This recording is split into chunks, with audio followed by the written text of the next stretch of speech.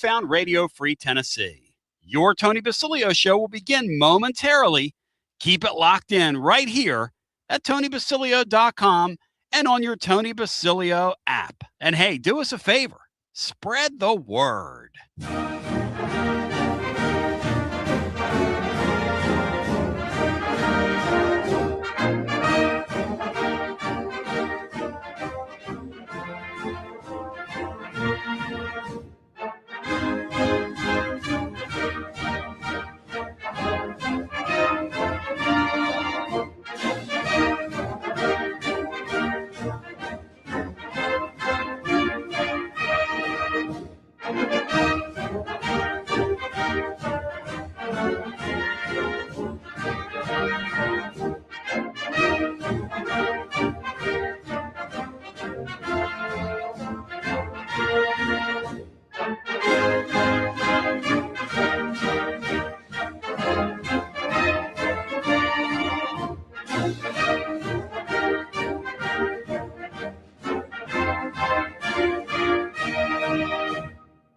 Another award-winning, thought-provoking, action-packed edition of the Tony Basilio Show is coming up next. Tips are always appreciated here at TonyBasilio.com, home of the Tony Basilio Show.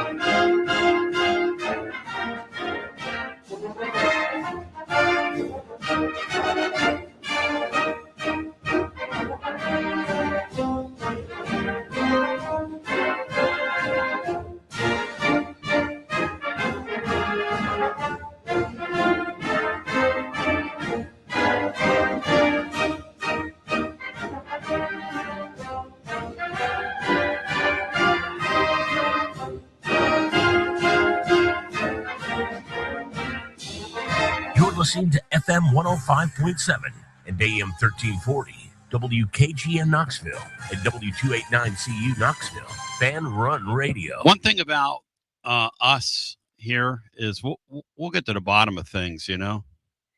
My man William Pattison uncovered online those crazy, just really odd, borderline weird text or the stuff that was put out on Instagram by Chaz Coleman. And I don't, you know,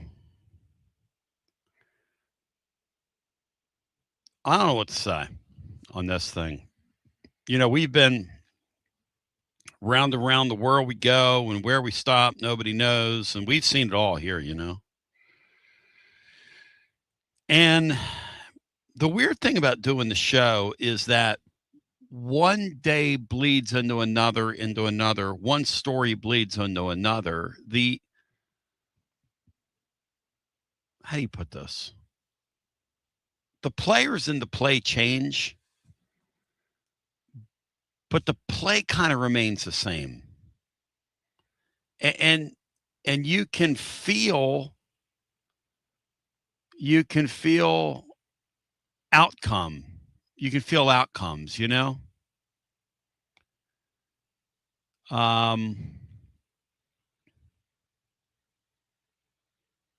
I'm poking around on this last night, and then the stuff surfaces regarding the very odd thing with him with the money and the song in the background, and it just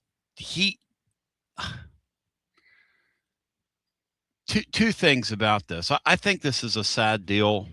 I don't know how it ends. I don't know if he comes back here and plays. I was poking around on it. He's been gone for like a month now, okay? And they thought when he left, they had the wheels back on him.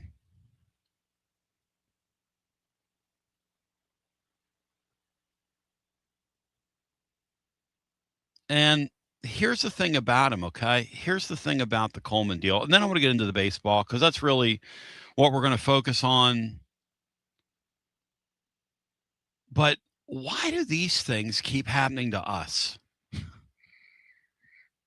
Matt Dixon on a Thursday, is that an okay question to ask? And why didn't his defensive coordinator at Penn State, the kid was completely unproductive up there. Why were we in such a hurry to bring this kid here when he was so unproductive there, but thought to be super talented? I get that. Yeah, well, I think that super talent and stuff you can't coach is the obvious reason why he's here. But it is odd that he wasn't extremely productive. But they brought him here with all this off the field. I guess baggage is probably the best word, but yeah, like it just seems like that would be an odd thing for Knowles to do if these off the field issues were a problem at Penn State also. And the crazy thing, yeah, I don't if they weren't, then maybe he does have something that needs some serious attention. That it keeps him away from the team, but it just seems like an odd thing to bring him in if they thought that this stuff was possible. And then the other thing, and Laura and I are watching the thing last night that was dug up online, and I give William Pattison some credit for that, who follows me here on Fan Run, but has that kid touched a weight in like 2 years? Did y'all notice how little he looked? I mean, he looked like a guy you'd bump into over at like you're shopping at Kroger or something. He looked like he's been hanging out with the receivers back in February. He looked tiny. Do you think he's met the new strength and conditioning coach? I mean, I realize he was AWOL spring. That guy going to be able to play for you in the fall? God, looks like the guy looks like a skinny version of J.J. Peterson. I mean, no offense. He looks like, he looked like he looked like he was eating at G-Max buffet table. What are we doing?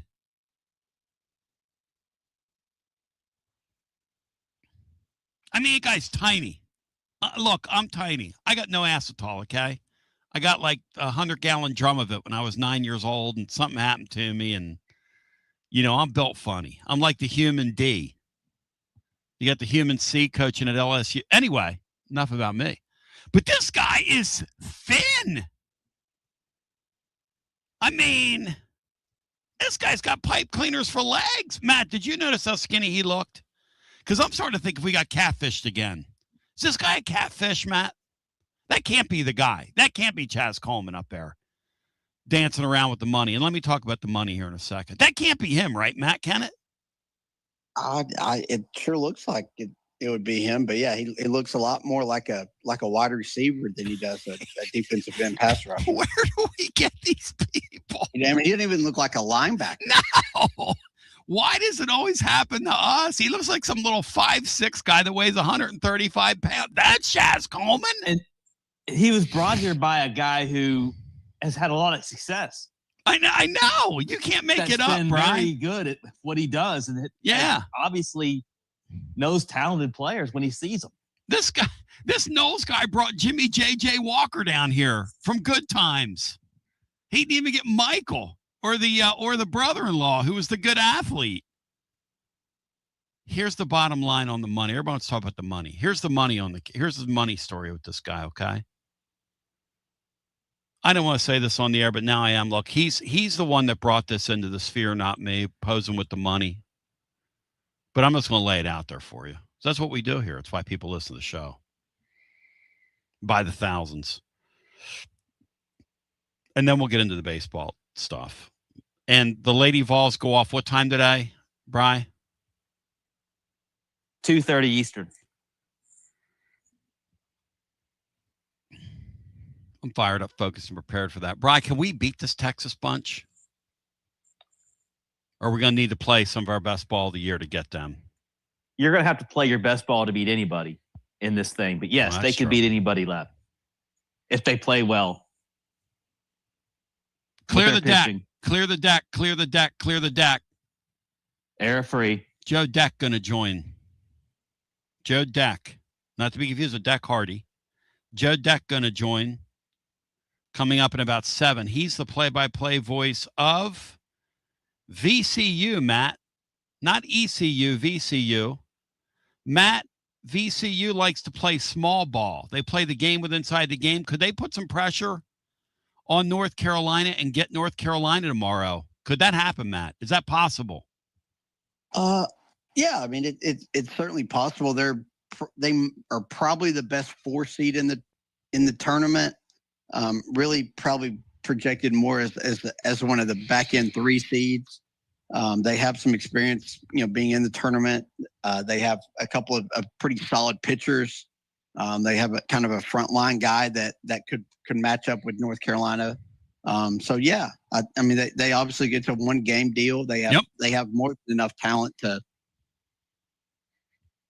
do that. And like you mentioned, they can put pressure on teams in the bases. They're one of the top doubles hitting teams in the country. So yeah, if they get a good day on the mound, and they have a couple of timely hits, they could absolutely make that game more comfortable than North Carolina wants it to be. I'm excited today. I hope the Lady Vols get it done today. I'm excited for that regional tomorrow. And one thing I want to ask Matt is, why am I getting this sheepy mood? You know what we are? We're classically conditioned now, in a Pavlovian sense, to believe that great things are going to happen for us in this round. I'm just going to say that out loud. Here's the thing about Chaz Coleman, okay? Yeah, he's got a big, huge deal here. But Tennessee paid him a small amount of it when he came here. Like 90% of the money due him is still due him. So if he walks away, he forfeits a lot of money. This isn't one of these deals where he's going to get his bag and he's going to get the best of Tennessee and he's going to go home. And because that does happen in this NIL space, okay? Because these teams don't claw this money back for the most part from these people because they don't want to be known as the teams that claw the money back from these people.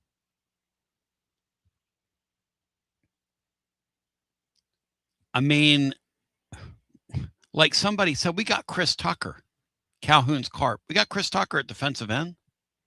Matt, does that guy look like he could put football pads on and play this fall? That guy looks like he needs to gain about 40 pounds. What are we doing? And obviously, that guy hasn't touched a weight in like 6 weeks. Obviously, looking at him, right, Bri? I mean, he's so skinny.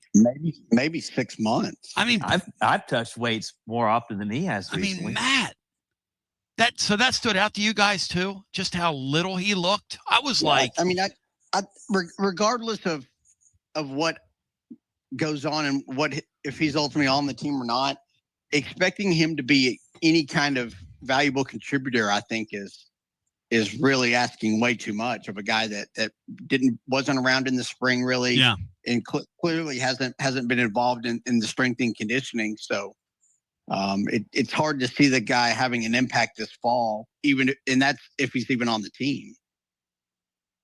I mean, he looks like a guy, and I'm not trying to be funny here, that some of those Lady Vol players from last year that kind of went wayward on Kimmy, that looks like a guy that could get whipped by them. I mean, he better be careful where he flashes that cash if he comes back to the complex around them, because they'll take his lunch money and shove him in like a trash can somewhere. There are some softball players that could whip him. Go, Brian! Go! Can you imagine? I mean, I'm not sure if Chaz Coleman went into like a phone booth. They don't have them anymore. How about an elevator? And the doors closed with a couple of those Lady Vol players? God, he'd be crumpled up over in the corner. Where do we find these people, Matt? First, J.J. Peterson, who you call, what did you say about him? You had a great line about him, like he was a Like fictitious. Oh, he's like a 26, 27-year-old, like former Alabama or Auburn safety that had a bad knee that played high school football for the rest of the He had a big old pot belly on him when he showed up. I mean, the guy that showed up here did not play high school football. No way. No. You'll never convince me of that. No. Ever. No, they found that guy. He's like waiting for the bus down on Broadway. Hey, get over here. We need you to play J.J. Peterson for 6 months. That poor guy. I saw in that video last night. I thought to myself, there ain't no way. Now, come on. You guys are funning me. I do think the guy's going through some things. I do think that Tennessee's trying to be patient with him from that perspective. I'm like Matt. He doesn't look like a player to me. It's going to participate, going to have an impact anytime soon. But hey, prayers up for the guy. I hope he gets his life together. And as I told you back in the spring, I think there's a debate as to whether or not, and Joe Deck's can rejoin us. I think there's a debate, not a debate, but I think there's a thought of whether or not this kid really wants to play football. Which, by the way, would feed into how he looks like a guy who hadn't touched a weight. He just doesn't look like somebody that's committed. He has that look about him, right? I mean, to be fair. But only here do we have stories like that. I mean, and the guy's out there flashing cash like he has a bunch of cash, and Tennessee only gave him a small payment. So I'm just telling you that.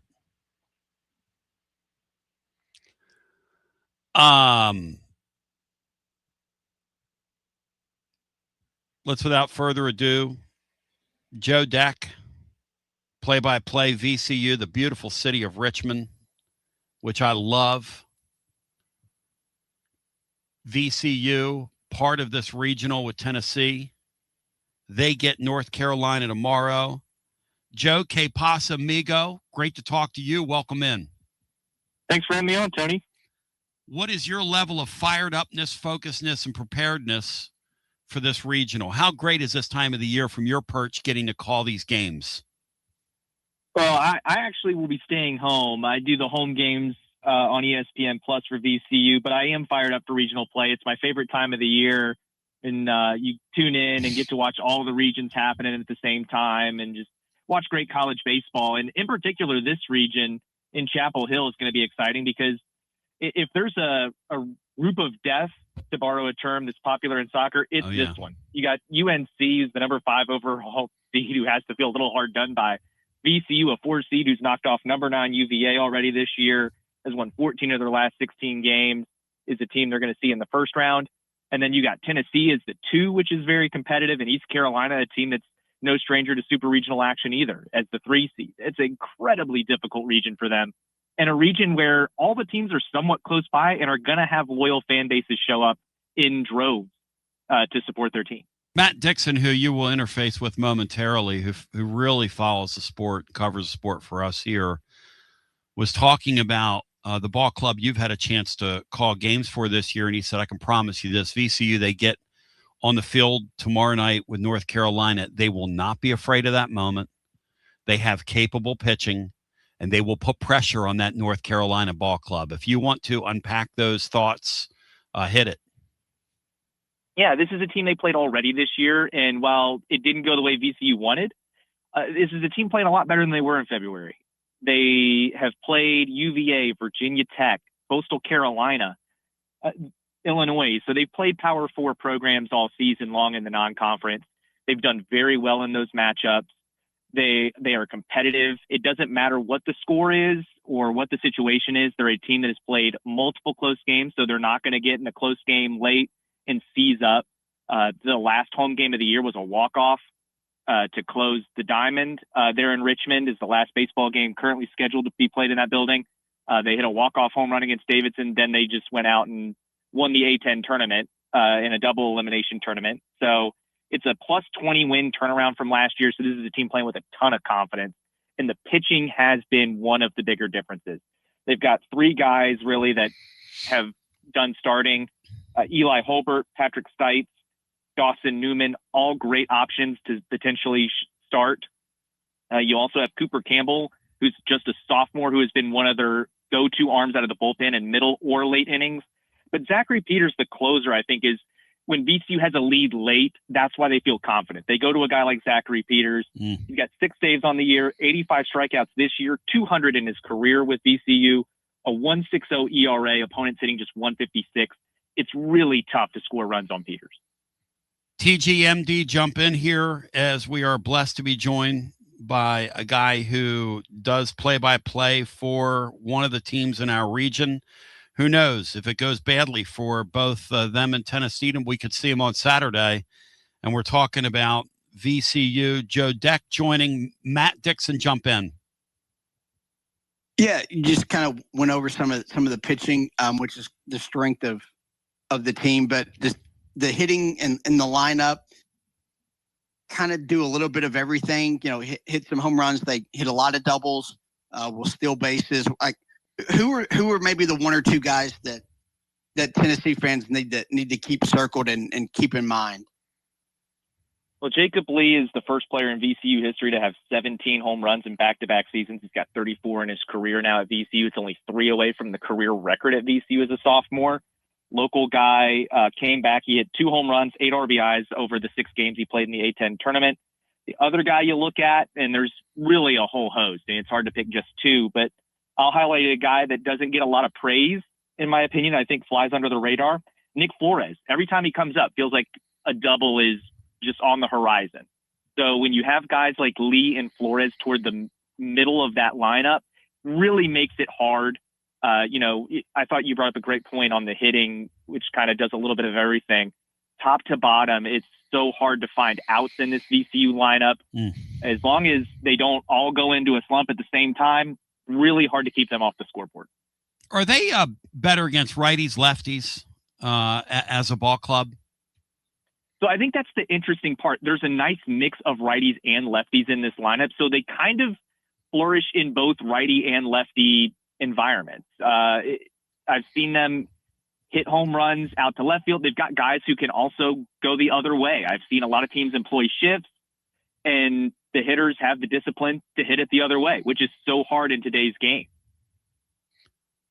Brian Hartman, jump in as we've got Joe Deck, who knows that VCU team extremely well. And, obviously we don't want to see them, but we might. At the very least, we're all going to be watching them Friday night, and we are all going to be on Team VCU, hoping they can get the upset, and maybe we'll see them on Saturday if we can both get through. What a great story that would be. And by the way, that's not outside the realm of possibility if you look at how a lot of the regions, and Tony Vitello was talking about this the other day in the dugout of the Giants. The tournament's getting more and more wide open as time goes on. Bri, jump in. Does VCU have an issue, or have they had to deal with Power 4 programs coming along and trying to encourage their players to transfer? Have they had to fight much of that off? Sure. It's been a problem in the past. This year, they didn't have a lot transfer out. They actually got some to transfer in, not necessarily from Power 4s necessarily, but they got some kids from Coastal Carolina to transfer in that have really added to the depth of this team, really played huge roles down the stretch. And I think one of the reasons for that is Sean Thompson in his second year, one of the youngest coaches in Division I, has really turned this program around in year 2. And he's an alumni, and it's easy for these guys that stuck around. It's a nice mix of new faces and veterans coming back to the team, where everybody kind of buys into what VCU is trying to do, what they're trying to build there, and they want to be a part of something special in Richmond. What I love about the sport, and the more you look at it, the more you study up on it, and you know this as well as anybody, Joe, is that there are very good baseball players all over the country. Mm-hmm. And all these kids want is an opportunity on the stage. And VCU gets it tomorrow night. In your opinion, you were talking about the starter that will go, and Matt was mentioning this before, very capable. What can we expect from him, and what is a solid outing against a very, very deep North Carolina lineup? So, I'm not sure if they're leaning Holbert or Stites for tomorrow, but I think either way, you're probably looking at both guys have now been stretched out to the point where they're probably hoping in a perfect world 6 or 7. But I think even if you get 5 solid innings out of a team like North Carolina and you can keep them in check offensively and you can get to the bullpen, they've got reliable arms there. And this is a team, like I said, that is right now playing with a ton of confidence. They've won a ton of games. They've tied the record for biggest turnaround in a single season in terms of the win total. It's the highest win percentage turnaround they've had in program history. So it's just a team that's already made a lot of history for the school, which is no stranger to A-10 championships. They've won the last 4 A-10 championships they've been a part of. So this is a VCU team that I think if they can get the starter to hold down the offense for North Carolina once, twice through the lineup, I think then you get into that bullpen, and that's when it gets really tough because VCU's bullpen has been so good this year. Matt was telling me before you jumped on, these guys, if they get opportunities to run the bases tomorrow night, will run the bases. Yeah, 99 stolen bases on the year. It's the most since 2007 when they also had 99. The last time they hit triple digits was back in 05. So, you'd be crazy to think a team that's stolen 99 bases isn't going to get at least 1 in this region. So You're probably looking at a team that's going to hit 100 again for the season. It's just a team that loves to run because they have a ton of speed. And Nick Flores is one of those guys. Dante DeFranco at the top of the lineup is one of those guys, the shortstop that transferred in from Charlotte. Michael Petit is the 2-hitter, ton of speed there. So it's just top to bottom. They've got guys that can kind of provide a little bit of spark. And of course, speed gets in the head of the pitchers too. And when you have a dangerous hitter at the plate, you get a pitcher not completely focused on what he's working on in terms of his delivery and the pitch sequence. That can result in big hits too. Will, in your humble opinion, VCU bring some, you were talking about it earlier, how many folks you expect them to bring? I understand they travel pretty well, the VCU Nation. They do. I think there's going to be a nice little crowd there. Again, they went to Chapel Hill back in February, so they know how to get there. But also, this is a team that's the fans are really embracing this team right now. They saw how well they did in the A-10 tournament. They traveled well there. That's up in Northern Virginia. So now they're going to go down to Chapel Hill. And I think there's going to be a pretty good turnout there for VCU. I think they're going to have a lot of fans supporting this team and trying to help the guys out in the crowd, because obviously it's going to be a hostile environment there. Chapel Hill's going to be well represented too. North Carolina's a great baseball program, a lot of history. But I think this VCU fan base loves their team. There's already folks, talking about, hey, we beat them in basketball. Why not baseball? There you go. I think there's a lot of folks there looking for that. Hey, that's hilarious, man. I mean, and that's that's a fun thing. Hey, this kid that Tennessee got from VCU, share the guard. Share with us your thoughts on him. And that you mentioned hoops. Yeah. So, he's good. Obviously, VCU's got a lot of players there that are very good. Yep. And, Martelli is building a good roster there. But I think for VCU, the guy that Tennessee got, he's going to fit in there. He's definitely got the ability to play. You saw what they did against North Carolina. That's a top program in the country. Yes. When they're playing at their best, it's going to just translate to the Power 4 level. Well, and look, I love Martelli. His father, Phil's is a buddy of mine from the Philadelphia area. When he held it down at St. Joe's all those years, I was so glad to see Phil in the stands that night. And Hill went crazy against North Carolina and shot the Rams through to the next round. I mean, you guys had to be just with your mouths had to be wide open watching them come off the deck in the second half and knock a blue blood out. Literally got a coach fired, man. I mean, it was unbelievable. It was exciting to watch. I'm sitting in a living room watching it and seeing the margin that it was going into halftime. I was like, well, they got in the tournament. That's good. That was fun. Yeah. And then and come back and just start shooting. And as they got closer and closer, I was like, all right. Well, maybe if they can get, to 10 by this time, and all right. And then it got down to one possession game. I was like, all right, well, maybe they can come back now. And again, to bring it back to baseball, I think that's kind of the same mentality the baseball team has. Absolutely. When they're falling behind, they still chip away. That's the beauty about baseball. Unlike basketball, there's not a time limit you got to worry about. They got to get 27 outs to win the game. So if VCU can just chip away and hold on, then they have the confidence in themselves to be able to come back and win baseball games as well. I think this is a team that in a school right now that is really flourishing in a lot of sports. In particular, the men's team gets a lot of credit in basketball, rightfully so. They've got a lot of history there. They've been on the national stage, been to a Final Four before, so they get a lot of the name recognition. But I think this baseball team is, if folks aren't familiar with VCU, they should be. They're not a stranger to the regional. They went to a super regional before. Sean Thompson, the coach, was a player on that super regional team. So I think he would love to be able to coach in a super regional as well. Another one of these great young coaches out there. Hey, listen, I really appreciate your time. And Joe Deck, I hope you have a great day. Enjoy the tournament like we will. Anything else you'd care to add here on the way out? And by the way, I like the cross-sport analogy there, how you talked about how the basketball team wasn't afraid of North Carolina, and you don't think that this baseball team on Friday night, I like the little analogy you just made there. Very nimble of you to work back into the baseball conversation. Look, I hope you're right. It'd be a lot of fun to see them upset the apple cart tomorrow night. It would be great. I know this is a team, again, just a ton of confidence. They've won a bunch of games down the stretch. They were the first team. St. Joe's was the 1 seed going into the A10 tournament. They were the first team to take a series away from St. Joe's in conference play this year. Dang. And you could say maybe gave the blueprint because then Rhode Island followed up by doing it. Then Rhode Island beat them in the tournament. VCU knocks them out of the tournament. And then VCU wins back-to-back games to close out the A10 tournament against Rhode Island. The first game one of that championship final was tight. They had to go all the way down the stretch with a high-powered offensive game. In game two, it was VCU's offense clicking in early and then just slamming the door shut with the pitching staff against Rhode Island to get that win. I guess final thought I would say is, again, they're the 4 seed. They're not supposed to win it. But, man, if this team keeps playing like they are right now and they appear to be one of the hottest teams in the country, who knows what happens in regional play. I think that's the beauty of this tournament in NCAA baseball.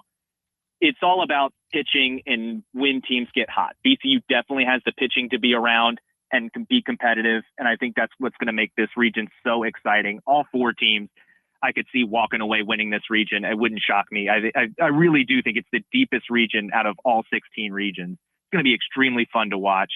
I know my sister-in-law, I've got to convince her to root for VCU. She's a Tennessee fan. Bang! So, let's shout her out. What's her name?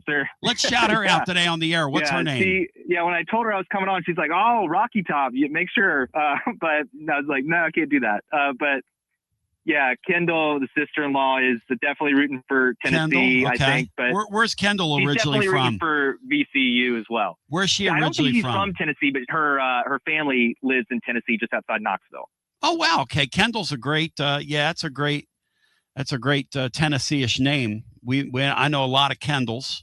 Hey, listen, I appreciate your time. I hope you have a Dwight Goodone, and it was a pleasure breaking bread with you today. Thank you, sir. Have a good day and enjoy the tournament this weekend. Yeah. Thank you, Joe. You too. Hey, Matt, don't stop believing. Jonathan Cain, Steve Perry, Out in Front of Journey, as written 40 years ago. It's a great little anthem for programs like VCU. And VCU's got a little baseball team there, Matt. They're a pretty good club, right? So they're capable tomorrow night in a one-game situation. Yeah. In any kind of one-game situation, they're, again, probably the best 4 seed.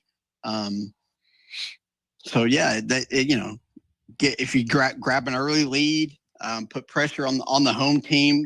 We've talked about it before, how sometimes playing at home can work against teams. Maybe that could be the case. Back in 2024, North Carolina had to have a 9th inning comeback just to beat Long Island in the first round of the tournament, their first game. And that was a North Carolina team that eventually got to Omaha. So, yeah, if VCU could knock them off, that would be pretty incredible and a great thing for the rest of the teams in the regional with Tennessee and East Carolina. So that would be awesome. We'll certainly be cheering for VCU. Hell yeah. Do you think East Carolina might be feeling some of that same pressure because they're playing close to home and they could be dealing with some of the same things? They've never been to a College World Series. I think they're kind of like Arkansas. They're better off playing on the road in regionals because the home crowd, they just have such high expectations and just are so wanting to get through that the pressure kind of swallows them a little bit when they play regionals at home. Hey, Matt, I think they're better off on the road. Yeah. Personally, I love East Carolina's ballpark, Matt, where you look at those fans and they get that low fence out there in left center field, and those fans stand and they're literally like right on top of the action, and you can feel the pressure on those kids that those fans put on those kids. That East Carolina scene is a great scene. North Carolina is a cool little ballpark. Matt, did Taylor get in touch with you? Yeah, I talked to Taylor this morning. He's a good man. Taylor, does this feel like the 21 group of death with Wright State and Knoxville? Twib, a very tough 4 seed. Sure, Bri. That's a good analogy. Although I don't know if they bring the thunder like Wright State did. When Tony was I remember talking to him. I think the Blue Hose went down to Vanderbilt. And Tony won't mind me saying this now. He's like, man, they effing run everything. That's going to end. I'm sick of this. He was I'm sick of this. I'm sick of they run how in the world do we get Wright State? And I'm like, would you quit belly aching? He goes, you wait till you see these guys. He was right. How did Tennessee have the year they had that year, Matt? And they threw Wright State in here as a 4 seed. Almost like they were trying to feed us to the Lions. That's exactly what they were doing. Because the Blue Hose to Nashville. Yes, the Blue Hose. That's who it was. Yes, it was. No, that's where they go back to how they don't seed the bottom seeds of the bracket. So there's no that kind of S curve is not really a thing. So they can kind of manipulate it and do things like that. And you could say the same about North Carolina this year, drawing VCU. Like they shouldn't have to face a team that's really probably a 3 seed. But yeah, that Wright State team was a lot closer to a 2 seed than they were being a 4. And for them to get sent to Knoxville was a disservice to both teams. We got to come back on the other side at 865-200-5402. Upon the continuance, we're going to talk about this baseball. I want to ask Bri about the softball team. I want to hear from you on this Coleman situation. I cannot believe that that's Chaz Coleman in that video. I hope that video was shot like 3 years ago. Brian, is there a chance that video was that surfaced online was shot like 3 years ago, like when he was in 9th grade? Yeah, I was thinking maybe he was a sophomore in high school when they took that picture. There's no way. That came to my mind. There's no way if that's a recent video of that guy that he's playing SEC football in the fall. I mean, I'm sorry. Did you see how little that dude looked? And why do things like that always happen here? Why? Why are we always the butt of the joke? And people are over here blaming Josh. What?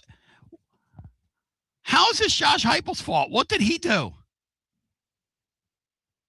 He went and hired the best strength and conditioning coach in America. Tell me how Josh Heupel's supposed to avoid this. He went and hired the best strength and conditioning coach in America. Obviously, this kid doesn't even know the strength and conditioning coach's name, if that's a recent video. Because that's a recent video. That kid hasn't touched the weight, like Matt said, in 6 months. I mean, there's just no way. The kid looks like he's in 8th grade. And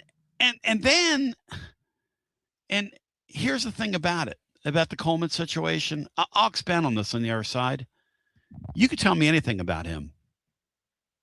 Talking to people yesterday and in the last night about this thing. And I tried to distill it down today over at tclub.team and give you, and I'm kind of, as I said there, and I'll say here, you got to choose your words carefully in situations like this. Because I think the kid's going through some things, just like I thought back in the spring. But here's what I don't think. I don't think he's playing Tennessee for like more money. I don't think he's up back in Ohio going, hey, send me some more money and I'll come back. That's not what this is. But the reality here is that this could happen anywhere. This isn't on Josh Heupel. Why is the first reaction to blame this coach. What did Josh Heupel do to any of you besides come here and restore order? Now, look, is Josh Heupel great, like a high-level coach? Not really, no. He's pretty good, though. He's pretty good. I mean, he's not, like, lights out great. But in this 2014 playoff era, you'll live in the playoffs with Josh Heupel. I'm not sure how many playoff games you'll win with the roster he's building, but I don't know. Maybe a bunch of them. Who knows? But this thing, it is, I mean, it's just, you can't make it up. And the guy disappears back in the spring. Here's what I'm going to say about it, and we'll come back, and then we'll get some calls in. You could tell me that he's going to show up on UT's campus later today, and it wouldn't surprise me. And based on people I talked to last night, just comparing notes and just asking around, you could tell me he never shows up here again, and it wouldn't surprise me. And, looking into it, it's pretty much what Austin Price said yesterday. And I looked into it, and I agree with Austin. You could tell me the guy shows up this afternoon at noon and, is ready to go get back to working out, which for him, he would not have any bar. He would not have any weight on his bar. Brian Hartman. He'd be over there like the Kevin O'Neill confrontation. He wouldn't have any weight on the bar. I bet that guy could barely pick the bar up right now, Bri. No offense to him. And here's the thing. People are saying, well, this guy's he's playing us. He's going to end up at Ohio State. Let me tell you something about playing us. He hasn't gotten, he's gotten 1/10 of his money this year. He ain't playing anybody. If he sits at home, he's going to sit at home. He's not playing anybody. If he sits at home and doesn't play, he hadn't played anybody. He hadn't made any money. I'm just telling you. I'm spitting the facts to you, okay? Others aren't going to say that. They're not crazy enough to say, I don't care. You deserve to know this. So get off the head coach. That coach didn't do this. 865-200, 5402. Again, 865-200, 5402. More on the other side. It is your TB show. We're with you on a Thursday. Reeling, rocking, and rolling to the break of dawn. The Lady Vol start at 2:30. We might just stay on till then. We might just stay in here and kick it till then as we continue with more after this. Never stops moving. And between the 30-minute commutes, daycare pickups, weekly soccer practice, Tuesday night yoga, X number of coffee runs, and that weekend trip to grandma's, you're racking up the miles. What you need is a tire that can keep up. A tire designed for doers. A tire that's going to last. Like the exceptionally long-lasting Michelin Defender tire. With an 80,000-mile warranty and the safety and comfort you expect, you can forget all about the miles ahead and focus on getting to your destination or conquering your to-do list. Fleet Tire, I-275 exit 1B at East Woodland Avenue in Knoxville. That's Fleet Tire, I-275 exit 1B at East Woodland Avenue in Knoxville. Fleet Tire. He doesn't always drink beer, but when he does, he definitely prefers Dos Equis. That's right. The most interesting man in the world has returned, and he's more interesting than ever before. His phone is addicted to him. All of his teeth, all are wisdom teeth. So raise a Dos Equis to the man, the myth, the legend. And remember, stay thirsty, my friends. Dos Equis, enjoy responsibly. 2026 Cervezas Mexicanas, White Plains, New York. Are you tired of hiding your smile because of crooked teeth? At Knoxville Smiles, we've got the perfect solution. Invisalign. No metal, no wires. Just clear, comfortable aligners that straighten your teeth without anyone noticing. Eat what you want, smile with confidence, and see results in as little as 6 months. Call us today for more information about Invisalign, 865-539-1776. Or just visit us online at knoxvillesmiles.com. Smile brighter with Knoxville Smiles. Nothing reminds you of how much you rely on your air conditioner like the first really hot day in East Tennessee. Schedule Pipe Wrench Home Services $79 seasonal tune-up now before the heat sets in. Our certified technicians inspect, clean, and fine-tune your HVAC system to help it run efficiently and reliably while reducing the risk of breakdowns when you need it most. And while we're there, we can also recommend ways to improve your indoor air quality for cleaner, healthier air throughout your home. For more than 20 years, homeowners across Knoxville, Maryville, Oak Ridge, and surrounding communities have trusted Pipe Wrench Home Services for dependable comfort.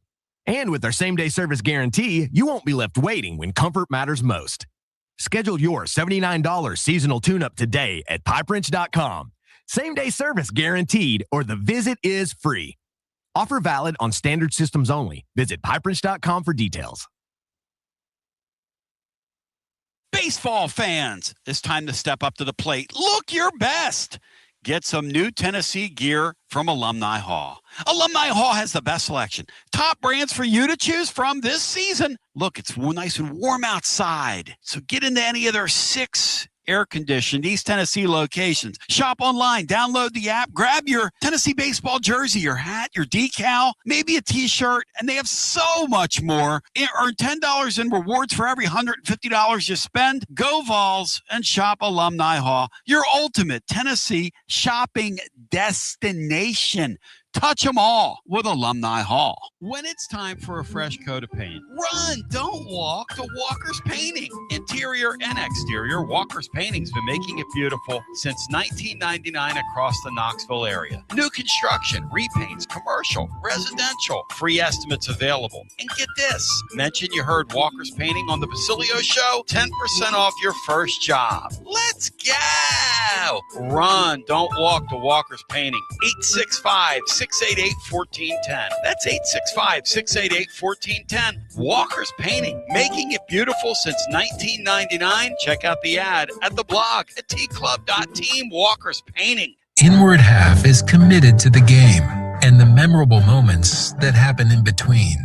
From the tee box to the tailgate, from the green to the big game. For the first birdie with Dad, the first big win with Mom. Friday night lights, Saturday superstitions, Sunday traditions. Fall into the comfort and unparalleled performance of Inward Half. This fall, enjoy the walk-in.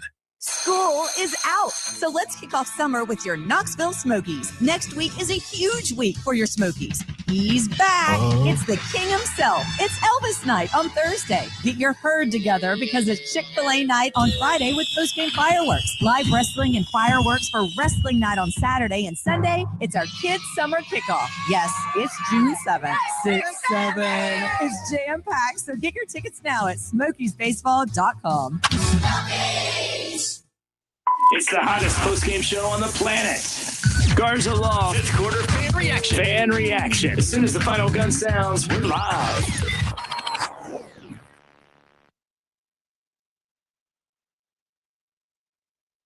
Tony B back with you, 865-200-5402. Talking to and comparing notes with the great TGMD during the break here. There are a couple 4 seeds out there that are going to win. Kendall Rogers was saying yesterday with us, as he's now regular on the show, Big Tex, as they call him in the trade, that he expects some crazy fireworks this weekend. These quote-unquote mid-major teams like VCU have capable baseball players, and they're not going to be afraid. It's a very fun tournament. This is what March Madness used to be before the power team started rating the mid-major teams. Now that the power teams have rated the mid-major teams, the real fireworks is going to be found in this tournament instead of that tournament in terms of early round 4s beating 1s. Matt, sight unseen. Let's see. There are how many sites this weekend? 16 sites, right? Let's call a shot here. If you're installing a Vegas number and I was to tell you that 1.5 4 seeds will, or 1.5 4 seeds would defeat 1 seeds, what would you take, the over or the under, Matt? I'm putting my number at 1.5. Yeah, that's where I'd put the number. I would take the over. I think it's probably going to be 2. It's so fun. But I could see 3 or 4 doing it. Wow. It'd be so great. And now that it's not us, I know one thing. That year we won the national championship, when we got pushed to that third game that night and we blew that team out, it's damn nerve-wracking, man. You remember how much physically better, Brian, we were than them? And it was nerve-wracking on that Sunday night. Nerve-wracking. You mean Evansville? Yes.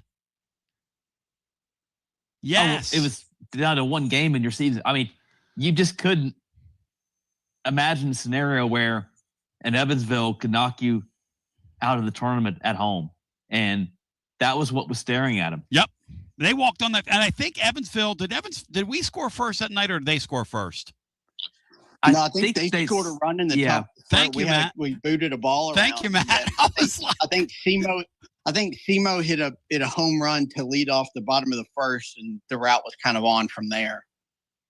It wasn't close at the end, that's for sure. I mean, it could have been a run rule applied. Now the run rule doesn't apply in the tournament, right? I have no idea. JB Hill says the following about the other situation we're following, which is Tennessee football and why does it always happen to us? Because Matt and I were talking during the break. JB Hill said, Tony, quit doing bits. I'm not doing bits. He says, Tony, why do you keep saying this is happening to us and then a second later saying it's not the coach? You're a clown. Listen. I'm not talking about Josh Heupel when I said this is happening to us. When I say this is happening to us, I'm talking about hiring a coach who talks about shower discipline. I'm talking about hiring a coach who thinks a highlight is beating Nebraska in the Music City Bowl and then tells us as fans that we should be happy with 9 wins. You guys act like this is Josh Heupel. Or a coach who doesn't know what asparagus is and thinks it's some kind of like exotic animal. I mean, you're urinating me off. You think I'm doing bits. Matt said, Tony, you know this goes on to other programs. I said, yeah, I know, Matt. But how many other programs does it go on at where it gets out in the public? He goes, well, that's true. And see, that's what's undeniable about it here. Gonna pop out into the press. Gonna have a kid make a video. Guy looks like he's 9 years old. I'm telling you, if that guy in that video that's supposedly like less than 3 weeks old, if that guy goes into the into an elevator with 2 of those Lady Vol players from last year's team, pick 2 of them, not the Pow Pow twins. I think he could take the Pow Pow twins. But the gal that came from UCLA, and then who was the gal that got in trouble, Bri, before the year? Ruby? Ruby Whitehorn. Let me tell you something. One woman crime spree. That one woman, if that guy went in and was flashing that cash, Matt, and walked in there with Ruby Whitehorn, she'd be walking out of there with a pocket full of money, and he'd be walking out of there with a black eye. God! That guy ain't seen a weight room since I don't know when. No offense to him. Because I didn't do that. So I'm not doing bits. But by saying to you, I don't blame Josh Heupel, okay? That's not doing a bit. That's me giving you my opinion. Everything is not Josh Heupel's fault. He can't watch these people. I don't know what you people think he is, but he's not omniscient or omnipotent. And he's not everywhere at once, and he can't watch people. This Coleman kid is an adult. He's got to make his own decisions. It's not everything is Josh Heupel's fault. You people want to pin everything on Josh Heupel. Now, there is a deal here where you start playing the tape and you go, okay, if you let this guy do this to you protractedly through the summer, you're going to have a situation on your hands where you're going to have guys that are going to resent this. I do think that's accurate. And Matt, that's the needle you have to thread here if you're Josh Heupel or any of these coaches when this kind of stuff happens, Matt. Yeah, correct. And Tennessee went through it last offseason with Boo Carter, and he just kind of, did his own thing. Maybe there's some more seriousness to this one. But yeah, how coaches manage their teams and locker rooms is it still matters in this transfer portal era where you have roster turnover. That I do think that does still matter a lot. Yeah, keeps teams from totally falling off a cliff like Florida State has done. That's right. You got to manage them. That's right. Yeah, you got to have that good culture, and I'm not sure Heupel's is as good as maybe we thought it was a few years ago, but then again, like you said, it's not really his fault, and I don't know why you have to find somebody at fault for when stuff goes wrong. But that's exactly right. Why can't it be the kid's fault? It is a delicate situation that a head coach has to handle, and he has to have respect of his team. Yeah, why can't it be this kid's decision? And I understand that he might not want to play football. He doesn't look to me like he's real motivated. I don't know about you in that video. I mean, the kid looks like, he's going to have like you're going to, I don't know. Like he's on a hunger strike or something. Hey, he looks like he's going to join the guy up at Missouri, Matt, several years ago. Josh Dobbs' first start. Go! Where do we find these people? I mean, I can say that out loud. That's not a bit. Matt Dixon saying that guy doesn't look like he's going to play SEC football this fall. That ain't a bit. I've never seen a defensive end that little and that skinny. No offense to him. Let's go to the phones. And I ought to know because I'm little and skinny. Again, I took no acetol by the 100-gallon drum when I was a kid in high school, and I still haven't recovered. Let's go to the phones. And shout out Jerry Lingenfelter at Fleet Tire for cracking on me every time he sees me for that reason. Hi, you're on the air. Welcome in. Hey, Tony. It's Blake from chat. Hey, Blakey. Welcome in, Blakey. How you doing? Yeah, you're my man. Good to talk to you. Good to talk to you. Yeah, the Chaz Coleman thing, me and you talked about it a little bit yesterday, but now it's kind of unfolding a little bit different. Yep. It's one of those things to me is like, I just don't want to see it become a distraction. And I have a little bit of coaching experience at the high school level. And one thing I learned from the guys that were above me when I was doing that is you got to maintain that locker room. And there's going to be a split feelings in this. Like guys are going to side with him, his buddies in there. And, some guys like the leaders on the team that are out there busting their tails every day, wondering where he's at are not going to like this. And it's one of those things is how long do you think until it's going to be a real decision of do we just go ahead and cut ties with this kid? I think there's also a component here where there's concern for him. So as you start making decisions like that, that's the other thing that comes into play. Because I do think Tennessee sort of feels like this guy's going through some stuff. Obviously, that making that video, that's something that somebody that's acting out does. Now, I'm not sure what the significance was of the acting out, but this kid obviously looking for some attention. I hope he finds some peace because that's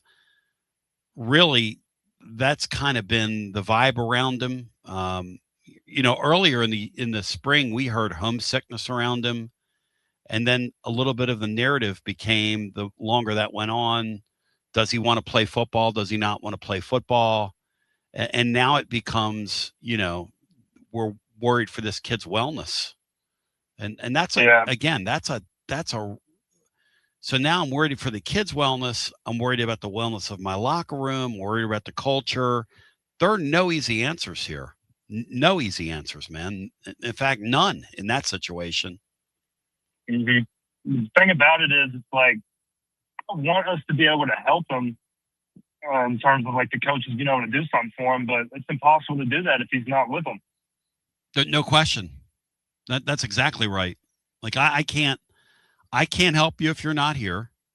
That's the thing. I can pray for you, and I'm being serious here. They're concerned for him, and seeing the video, I found that they were concerned for him before I saw the video. Seeing the video last night, and putting 2 and 2 together, I kind of see why. Because I don't know about you, but most young people don't feel the need to make a video like that, if you know what I mean. They just don't. Yeah. I ask you, how many of those have you seen? I don't see many of those. I mean, depends on where you're at, I guess. But most of the time to me, like when you see something like that, it usually could be a lash out. Yeah. And they've got something going on where they really need some guidance. Right. But you can only guide them if they're going to show up and be with you. Because I know there's got to be guys there that can really be a help to this kid at Tennessee. But if he's not going to get to campus and be willing to work through those things with them and buy in and really accept that help, I just don't know what they're going to be able to do for him. And I just don't want to see it turn into a distraction that derails a year when there could end up being a lot on the line for Josh Heupel this year. Oh, I think that's accurate. And here's the thing about it. Whether this kid comes back and reports or not, I look at him right now, and he looks to me like a guy, if he does come back, he better commit 300% from here to the beginning of the season. He's going to commit, he needs to do it quick. Yeah, because he looks emaciated. That were bigger than him. Yeah. So that stood out to you too? I mean, he looked emaciated in those videos, man. Yeah.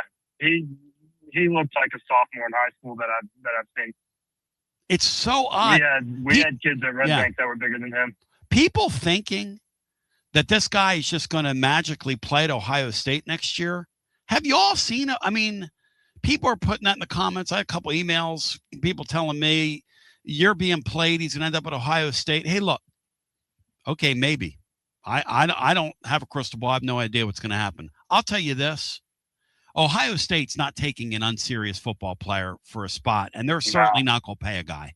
That's not what they are. That's not who they are. It's not what they are. It's not the kind of football players they traffic in. Matt, does that kid look to you like a player going to Ohio State that we should worry about is going to go to Ohio State, Matt? No. I mean, what are you guys talking about? Not going to. They have the luxury of not needing to take chances on guys like that. You mean like Ohio University? Yeah. You mean like the Bobcats? Okay, I'll go with you. Ohio State. Ewad, Cincinnati. Ohio State's got too many guys that are bought in. Yeah, they ain't touching him. So what do you expect in Chattanooga from our baseball team? Talk to me. What are we going to get tomorrow out of these guys? I got a good vibe about tomorrow. I think Blanco comes back in, and I think he's got a chip on his shoulder. He hasn't had his best outings, and I think he's a better pitcher than what we've seen the last couple of outings. And I think the bats are in a good place right now. And we're back in a regional. I mean, regional baseball, man, somebody's going to wake up. Somebody always wakes up in our bullpen and gives us more than what we're expecting. We saw that with Arvidsson last year. And Arvidsson's a guy I think we might be able to see that from him again. I don't know why, but I really think tomorrow's going to be a good day for us. And if it is, we got Tegan Coons on Friday or Saturday. Tomorrow's Friday, isn't it? Yep. Yeah, tomorrow's Friday. Yep. But yeah, we'll have Tegan Coons Saturday, and we'll see what happens. We just got to get there. Thank you, my brother. You're a newcomer caller of the year. I love hearing from you. Great call. My man down in Chattanooga checking in with us. Home of Jesse. 865-200-5402. I got to ask Matt about Josh Elander being his own man. I love it. He set his lineup. I disagree with it. I wouldn't do it. I'd get that first win Friday night. I'm on the record of saying that. But I'm not going to second guess him if it doesn't work out for him, because the truth is, when you're as thin as we are pitching, and I was talking to Heflin about this, Will Heflin, who will be here tomorrow after the game, tclub.team, TonyBasilio.com, or wherever you find us, U2 and all the locations. There are no right answers to this pitching staff. I mean, at some point, it just sort of is what it is. And I hate that saying, but at some point, it is what it is. 865-200-5402 If you want to come back, I want to hear from you on the other side. I can't wait to hear from you. We come back. Your thoughts on what we're about to see. And Brian Hartman with a quick Lady Vol Texas preview for us. Taylor dropped his twib on us this week. Taylor's made a great contribution to us over at tclub.team. And many happy returns of the day. Thank you, Taylor. We'll come back, 865-200-5402. As we continue, you people that want to blame Josh Heupel for everything, get the hell over that, man. Let me tell you something. I'm going to go play some music today and clear my head later in the park, okay? If it rains on me, is that Josh Heupel's fault? I mean, he has as much control over the weather as he does what this Coleman guy does. They said the guy went away 3.5 weeks ago, and they were thinking, boy, we hope he comes back. We hope the wheels are back on this guy. You never know. You never know. Can't blame Josh Heupel for what this kid decides to do. Hey, blame Josh Heupel for things like not playing in the portal enough, things that you can criticize him for. Okay, fine. Not having enough urgency. Okay, fine. Not what Jazz Coleman does. It's not Josh Heupel's deal. Y'all need to, peace out, man. You're listening to FM 105.7 and AM 1340, WKGN Knoxville, and W289CU Knoxville, Fan Run Radio. Tona B, inviting you to experience the Collins Insurance difference. And what's that? How about multiple top carriers that you can trust? Like Erie, they underwrite our entire Rainier studio and everything around it. Travelers, Hartford, Hanover, Progressive. We do what's right because we care. In today's technology-driven world, maintaining the human touch, Bruce Springsteen, is one of our main focuses. We deliver the best customer service humanly possible. We give you someone that you can actually call or sit in front of. Imagine that. No call centers here. Experience the Collins Insurance difference. Check them out at collinsinsurantetn.com, and they're Mrs. B approved. Collins Insurance. Big news, Basilio family. Get ready because the 2026 Knoxville real estate market is officially shifting into high gear. All signs are pointing toward a record-breaking year, and the energy across East Tennessee is absolutely electric right now. Whether you've been dreaming of finding that next home, looking to capitalize on your current equity, or ready to dive into the investment world, the timing has never been better. Having a game plan is the key to winning in this fast-paced market, and I'm ready to help. Give me a call, Jennifer Morris, at 865-694-5904, or reach out at nextmovesmokymountains.com. That's nextmovesmokymountains.com, and go Vols. Basilio here with the great Chad Stockton of FC Alliance. And Chad, I can hear it in the background, brother. It's World Cup season, and you guys are in the middle of it. Talk to me. We are excited. Our U9 through U12 trials just kicked off today for our locations in Knoxville and in Johnson City. So we're ready to offer any player top-level competition, top-level training anywhere they want to be in Northeast Tennessee. In our programs, we offer competitive play for anywhere from 9-year-olds to 19-year-olds. We've got two locations. Our location in Knoxville is kind of our home base, and our location up in Johnson City in the Tri-Cities area is our FC Alliance North. Both locations are growing tremendously, and we're excited about what the future holds here at both locations. Growing the beautiful game in the season of the World Cup. Chad Stockton, how can folks get more information? Go to our website, FC Alliance or FCAllianceNorth.org. And both locations, we're happy to serve the beginning player or the more experienced player, because what we will promise is the top-level training and top-level leagues that we can play in for all of our players. Growing the beautiful game in Knoxville and now also in the Tri-Cities. FC Alliance. Thank you, Chad Stockton. Thanks, buddy. Hi, I'm Jim Simpson, owner of Simpson Meats. When's the last time you grilled a really good burger or steak? One your friends still talk about. Our goal at Simpson Meats is to make that happen every time you have a cookout. All of our cuts of meats, steaks, burgers, briskets, and pork are always fresh, flavorful, and sustainably sourced. We are family owned, so we know the importance of knowing how and where your food is raised. We have been putting quality first since 1888. Visit our butcher shop off Lovell Road or online at simpsonmeats.com. Got a plumbing or HVAC problem at home? Whether it's an AC that won't cool, a furnace acting up, a clogged drain, or a water heater problem, Pipe Wrench Home Services is ready to help. Right now, when you schedule any HVAC or plumbing repair, your service fee is waived with the completed repair. That means expert help fast without the extra cost just to show up. Our certified technicians will quickly diagnose the issue and provide reliable solutions to make your home comfortable again. And with our same-day service guarantee, you won't be left waiting when help matters most. For more than 20 years, homeowners across Knoxville, Maryville, Oak Ridge, and surrounding communities have trusted Pipe Wrench Home Services for dependable comfort. Schedule your repair today at pipewrench.com. Same-day service guaranteed, or the visit is free. Service fee waived with completed HVAC or plumbing repair. Restrictions apply. Visit pipewrench.com for details. Okay, so we really need uniforms and equipment for this season. Can I trust you with that? Cool, I'll just order them online. What? Yeah, I'm going to hop online and I'm going to get them ordered. Hold up, that's not a good idea. We shouldn't just spend money on some random online retailer, okay? I mean, it seems pretty convenient. Trust me, it's a terrible idea. Let me simplify this for you. SM Athletics. Okay, how do you pronounce it? SM Athletics? They're the go-to for uniforms and equipment, whether it's for universities, high schools, youth leagues, you name it. So why wouldn't you rather go with professionals who can guide us through the process, design the perfect uniforms, and deliver the best equipment? Yeah, I guess that makes sense. What's the name again? SM Athletics. Right.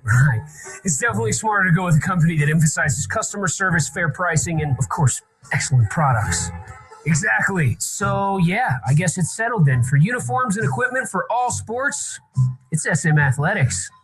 When a dangerous, overgrown, or storm-damaged tree is threatening your home, your car, or your family, don't risk it. Call ECR Total Landscapes, your local tree-cutting experts. From precision tree removal and trimming to emergency storm cleanup, ECR Total Landscapes has the equipment and the experience to get the job done safely and efficiently. Call today to set up your free estimate, 865-384-2012, or just go online to ecrtotallandscapes.com. Preparing food for a big gathering can really take it out of you. That's why you need to call Calhoun's and check out their selection of party platters. Whether you're hosting a party for the big game, a reunion, or just an everyday gathering, a Calhoun's party platter is next level. Choose from Calhoun's always excellent chicken tenders, fly with Calhoun's wings, or boneless wings with a variety of dipping sauces, award-winning next-level melt-your-mouth barbecue ribs, or delicious spinach artichoke dip, or get one of each. Plus, if you're doing burgers or sandwiches, Calhoun's has lots of side dishes like spinach Maria,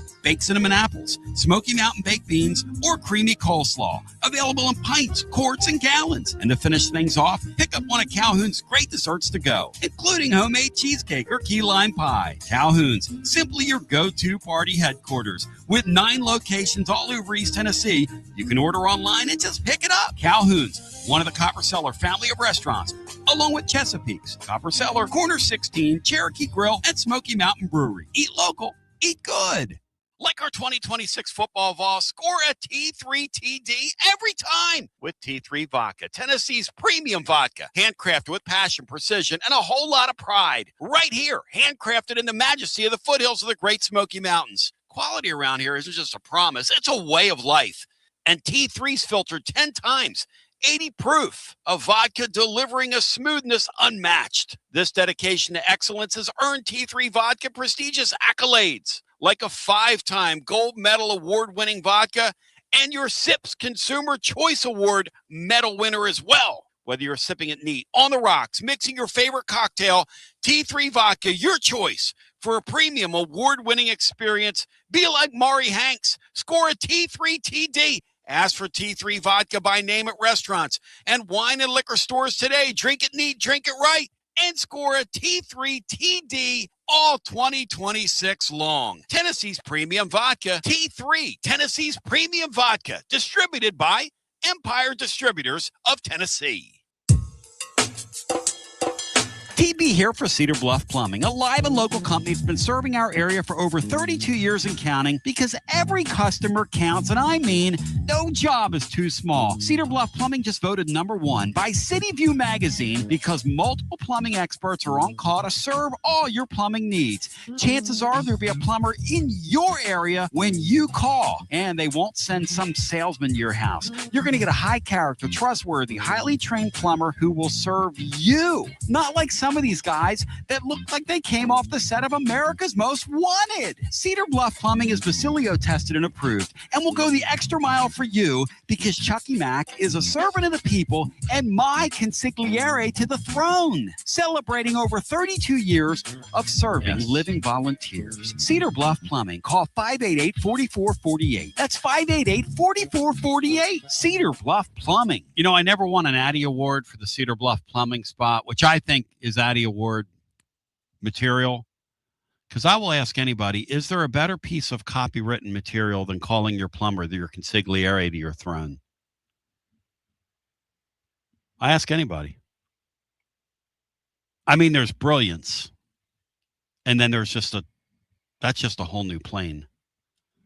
And now we're going to go to our phones and get as many people in here as humanly possible. Guys, I've got a confession to make. Brian, can I make a confession to you? Is it okay? Because you're not comfortable. We confess all the time here. Well, I know you're not comfortable though sometimes when I get real personal. Can I give you something personal? And then we'll go to the phones. All right. I feel really good about this weekend for the baseball team. I have a weird, good feeling. Talk to me, Brian. I don't feel bad about it. I don't feel like there's any need to wave a white flag. This program has historically overachieved in this tournament more than underachieved.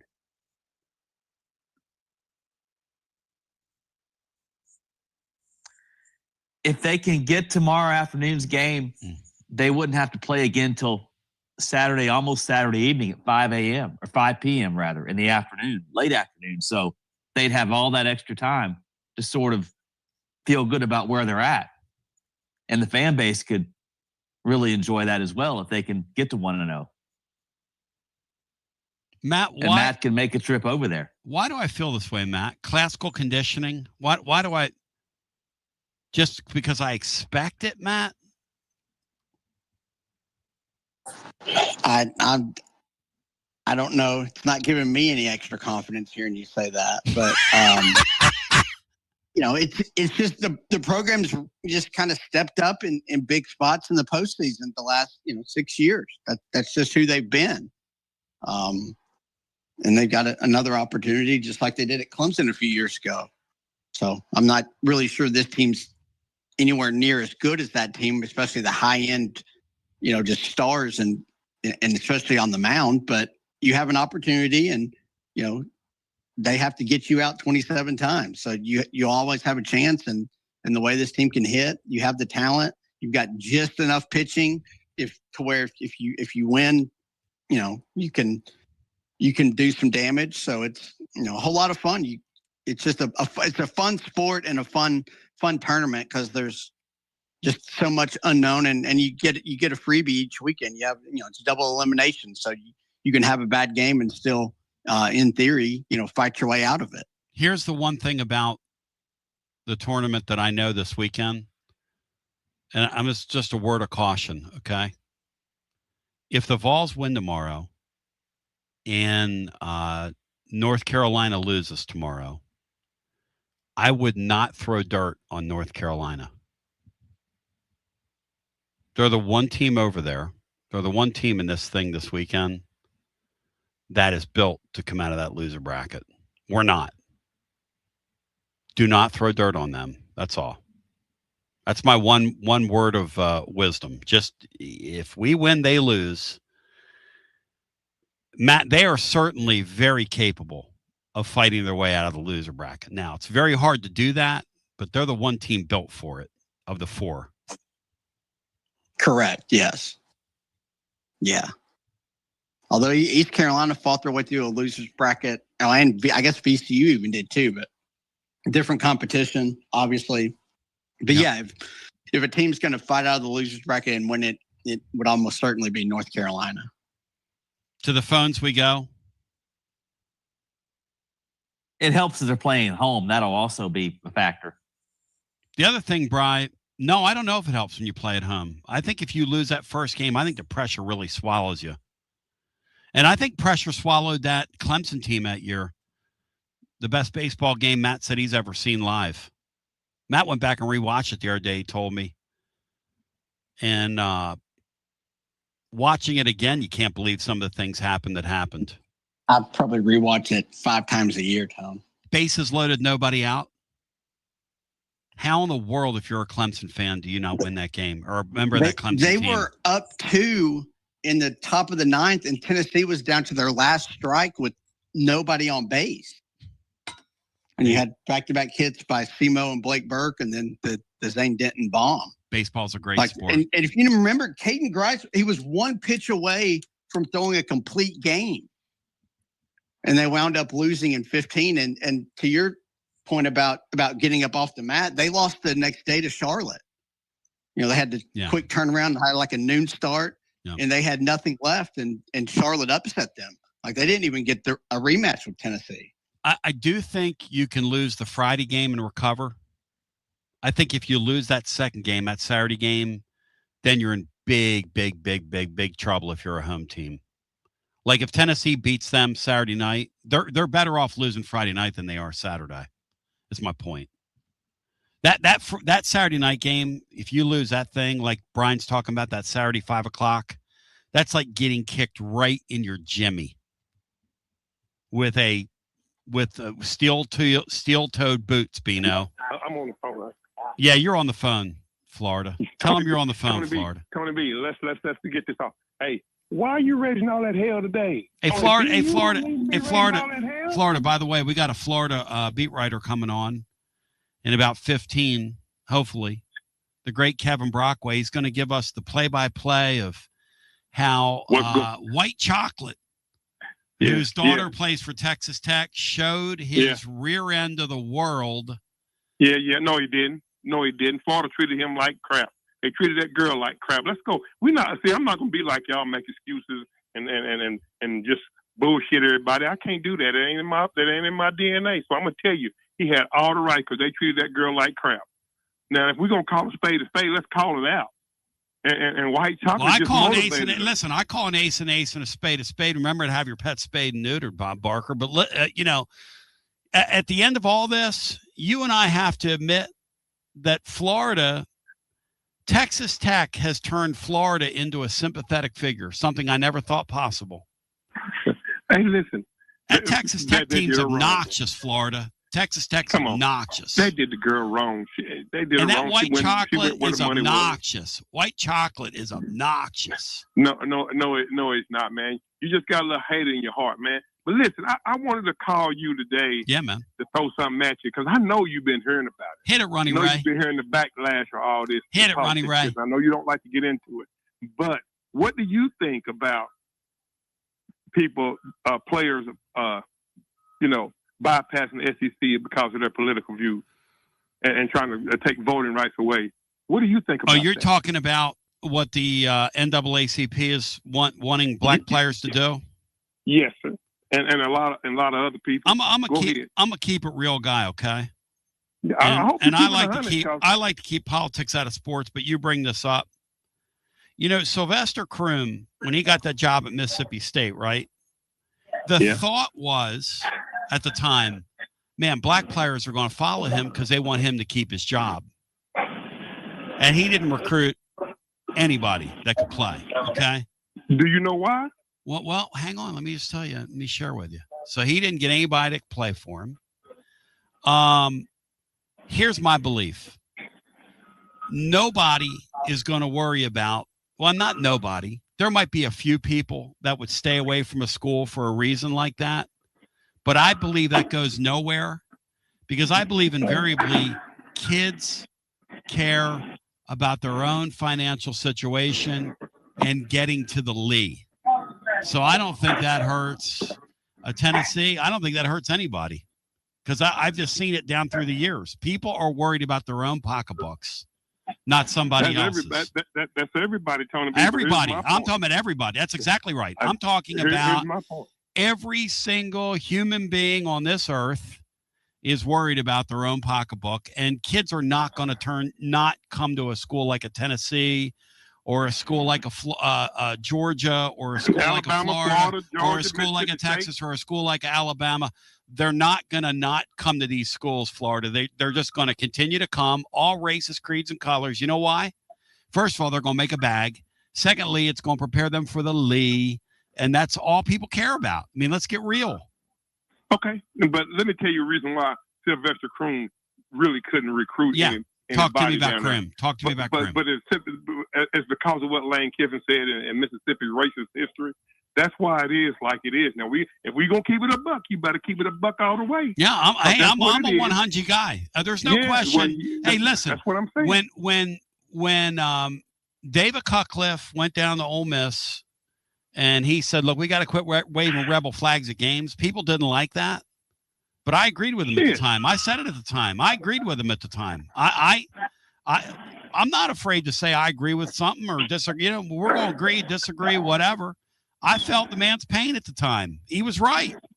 And Lane Kiffin's comments, my problem with Lane Kiffin's comments is Lane Kiffin didn't make those comments when he was in that chair down there. He made those comments after he left. I find that highly convenient, Florida. Because you went back to the whole source of it all is that bread, Tony B. Well, that's a point. You know what I mean? Now we're back to our point. Now we're back to our point. Now we're back to our point. But he said he lost a lot of recruits too that didn't want to cut their parents didn't want them to come to Ole Miss. The point is this. The point is this. Saying that kids shouldn't go to a school because of this reason or that reason, and we're going to politically band together, it's never going to work. Because as long as they show the money to these parents or anybody in these situations, these kids, they're always going to choose their own profit over their self-best interest. Their own self-best interest. That's a great way of putting it. Their own self-best interest. Yeah. You agree with that, Florida? You agree? You know what? You have to sometimes, Tony B. It quanders me back, and I'm sorry that we own this subject, but it takes me back to Muhammad Ali, where he made a stand. He didn't care nothing about his money, and that's the only reason. That's the only reason that I don't agree. That's the only reason because sometimes you have to take a stand to get your point across, man. And this man lost millions and millions of dollars, man. And what we're trying to do now is history, Tony B. Yeah, he gave up. Yeah, he gave up his championship. He gave up everything. There are very few. There are very few of him who say, That's what I'm saying, and that's why we in where we are now, bro. Because nobody's trying to do that. Nobody's trying to make that. That one giant leap. Like it's like a Colin Kaepernick as well. He got hurt, but you know what I mean. But the NFL had to pay him because they was charged with collusion. But listen, bro, I just want to know what you thought, man. And everybody wants to have their own opinion. I think it literally goes nowhere because I think that the world we're in is a world of I'm taking care of me, you take care of thee, but I'm worried about me. And Florida, you're my man. Thank you. I keep it 100. I mean, I haven't talked about that issue on here. For one thing, somebody brings it up, I'm going to deal with it and give you my opinion. Second thing, the reason I didn't talk about it is the same reason I'm not talking about this thing in Congress that Ted Cruz and the lady from Washington introduced a couple days ago. That's going nowhere. The NAACP thing is going nowhere. I like to deal with things that are going somewhere. The 2014 playoff, I know that's going somewhere. That's going to line the pockets of these schools. And they're going to talk about how, the Danny Whites of the world, we want more teams included. Actually, what you want is you want more money. I mean, you're a guy that's one of these ADs in the SEC, there are several that are going to deface your campus to put a quote unquote entertainment district there that's going to net you maybe $3 million a year if it goes well. And $3 million to put that in, just put it in perspective, that's half a point guard in next year's free agency class. That's half a point guard. How do I know that? Because that's where it's going. Watch and see. $5 or $6 million for a point guard next year. So that issue is not. That issue goes nowhere, as far as I'm concerned. Just like it's not even worth talking about, and it'll have zero impact. And just like the Ted Cruz thing, that'll have zero impact on anything. Just like when you have a commission and they say, well, you know, this are my recommendations for college. Nobody cares about that. Until you go into a court of law and they tell you that something at that point, then it's on when a judge tells you something. You know who's running college sports right now? The courts. The courts. Not Danny White, not the presidents, not Greg Sankey, not Tony Petitti, not politicians, the courts. That's it. 865-200-5402. Brian, talk to me. Talk to me, Brian, about Lady Vols, Texas today. And you had a factoid, which is extremely interesting, because when the Southeastern Conference decides it's going to do something, it pretty much does it. The SEC is now, with Mississippi State and Arkansas making their first appearance in the Oklahoma City World Series, all 15 programs have now played in the softball World Series in the SEC. Except Vandy.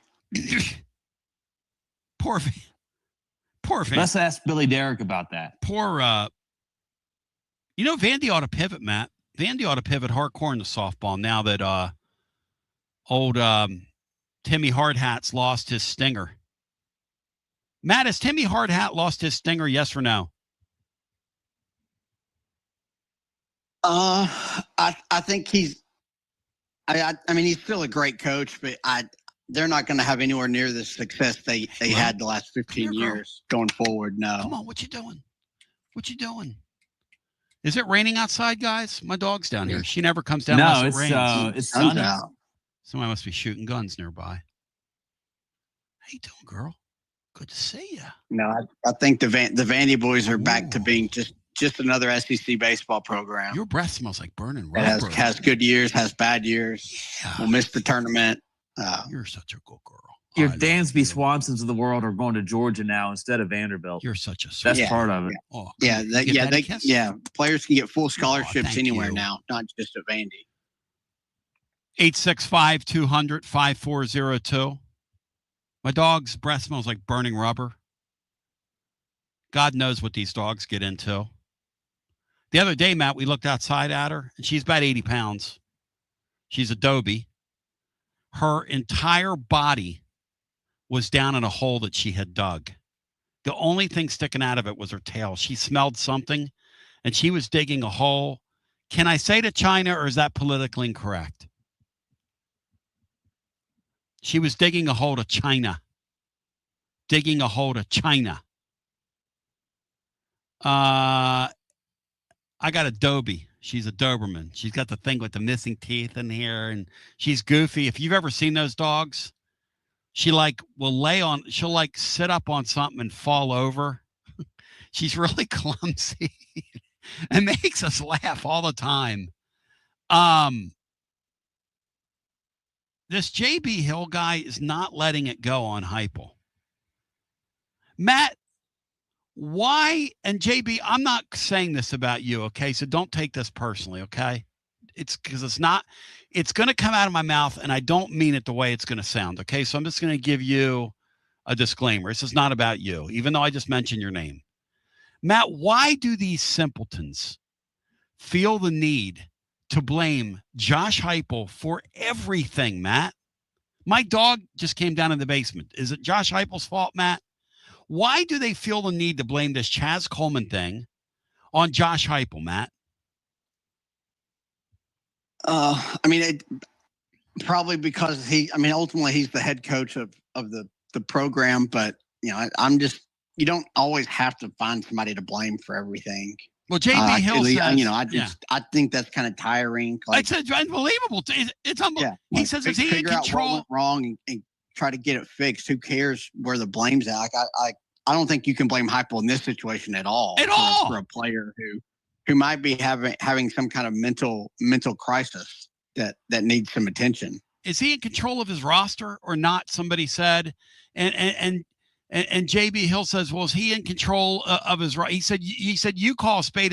Go ahead, Tony, call it. Okay. What is Josh Heupel supposed to do here?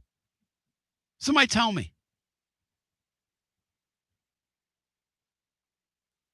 He hired a defensive coordinator from Penn State, and his defensive coordinator circled about 6 or 7 guys they wanted to bring.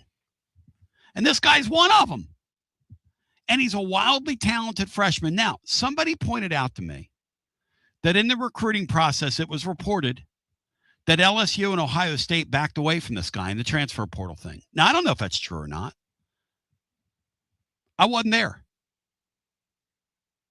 But if that, in fact, happened, it makes you wonder. But there's something about this kid that Jim Knowles wanted him here.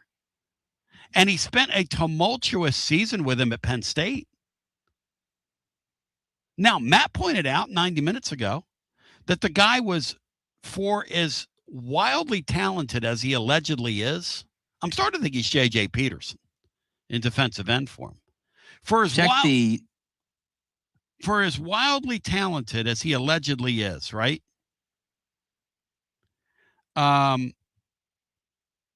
Kevin should be on hold there, Tone.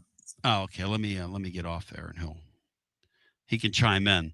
For as wildly talented as he allegedly is, Matt, why was he so unproductive at Penn State last year? He's on one of the other lines because that was busy. In a year where they blew. All right, let me do this. Well, I just think he's an undersized pass rusher who, probably just got by on his talent in high school and needed a couple of years in a weight room and needed some fundamental coaching. So he was obviously a developmental player with a huge upside. Kevin Brockway of my Gainesville Sun / all across the state of Florida / many years on here / is he a New York Knicks fan? I can't remember. He probably a Nets fan with his sports luck. I think he's a Mets fan too, which is really kind of sad. But Kevin's going to join. We're going to talk about the league meetings, which he's covering.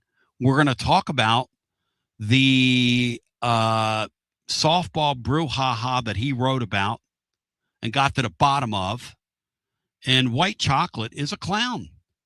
As we continue with more on the other side right after this. You got to dream about buying some land and building on that land? Well, Waterside Contracting is your ticket. 25 years of making dreams come true, Michael Scott. For hundreds in our area, custom homes or remodels, Waterside Contracting will build on your lot. They do incredible work all over the area. Structural integrity, quality without compromise. It's a way of life with Waterside Contracting. Check out the wonderful work Waterside does. WatersideContractingLLC.com. When it's time for your dreams to come true. Quality without compromising. Waterside Contracting.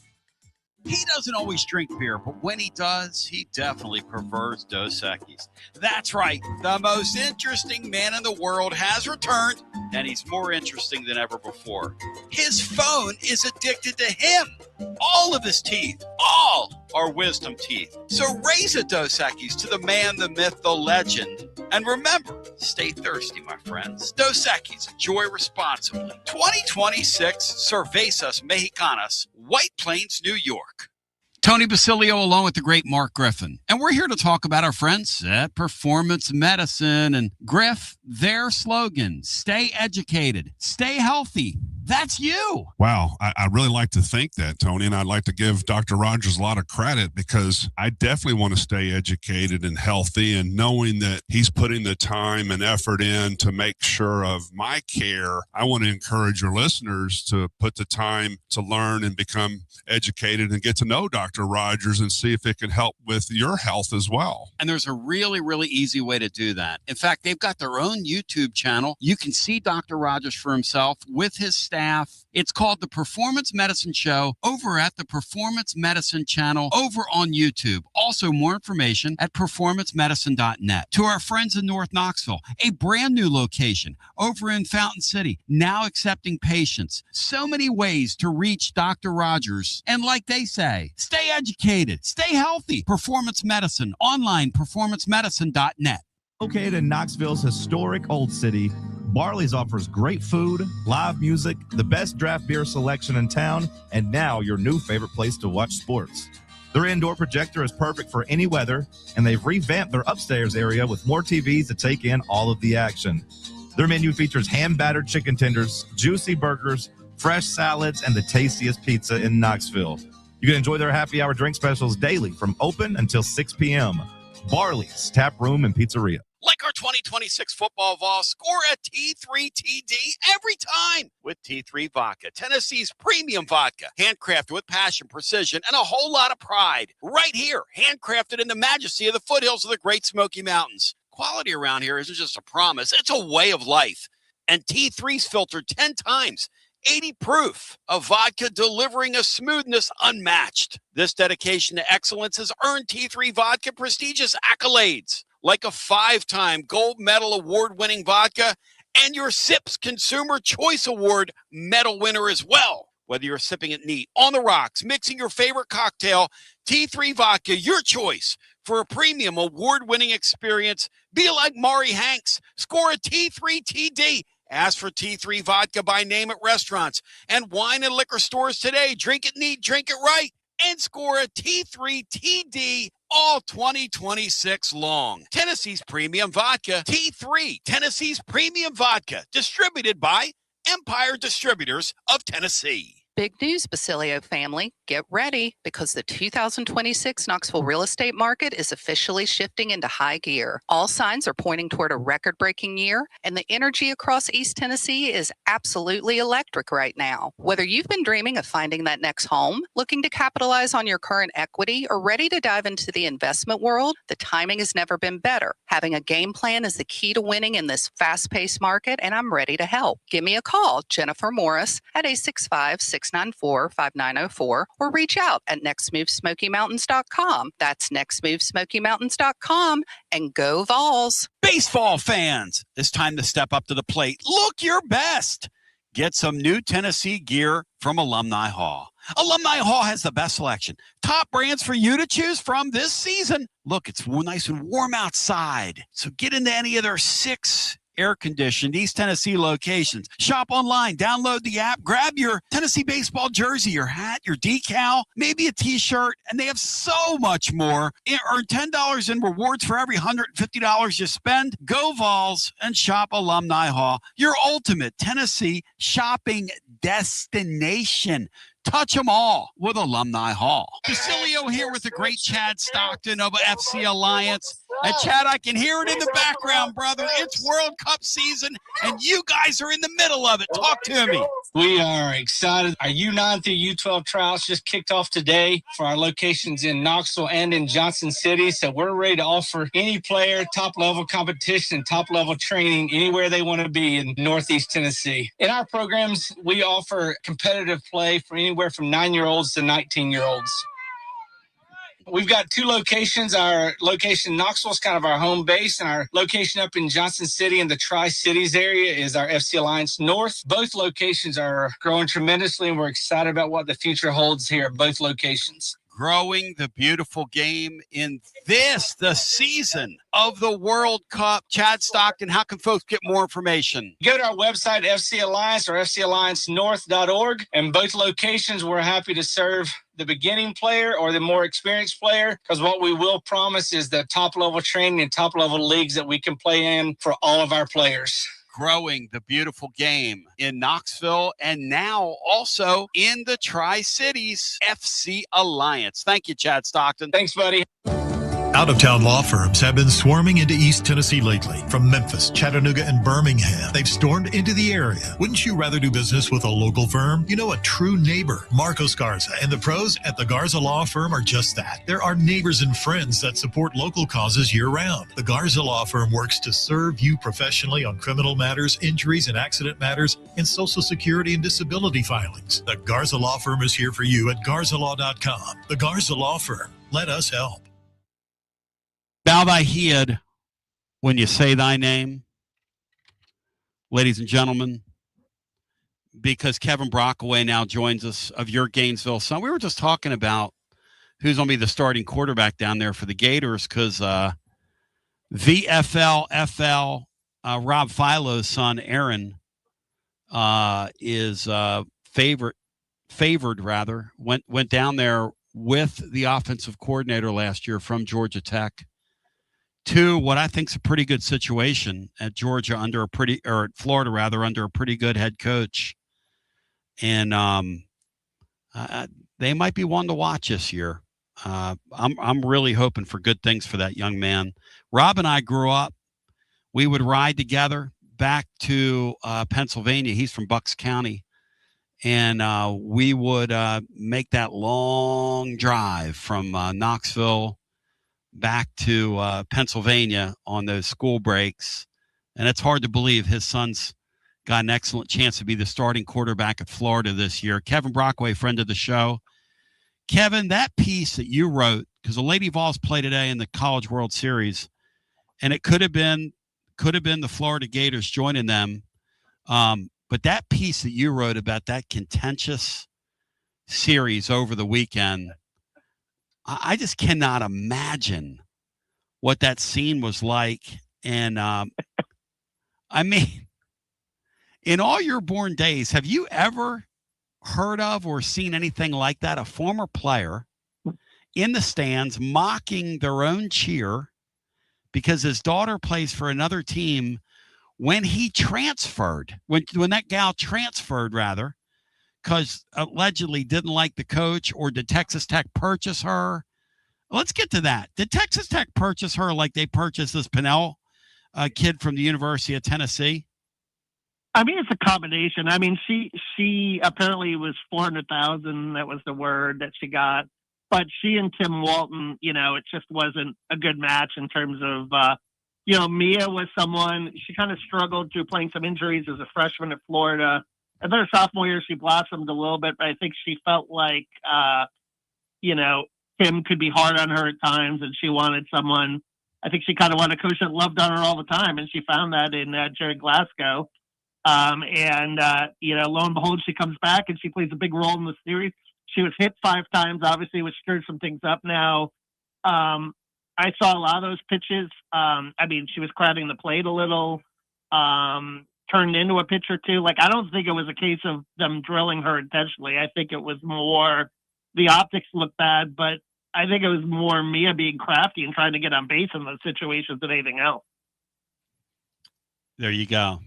Being crafty, leaning into it a little bit, sort of like Tennessee's right does. These people that get hit a lot for a reason. They stand right on the plate, and they're not afraid to take it. It takes a certain amount of toughness.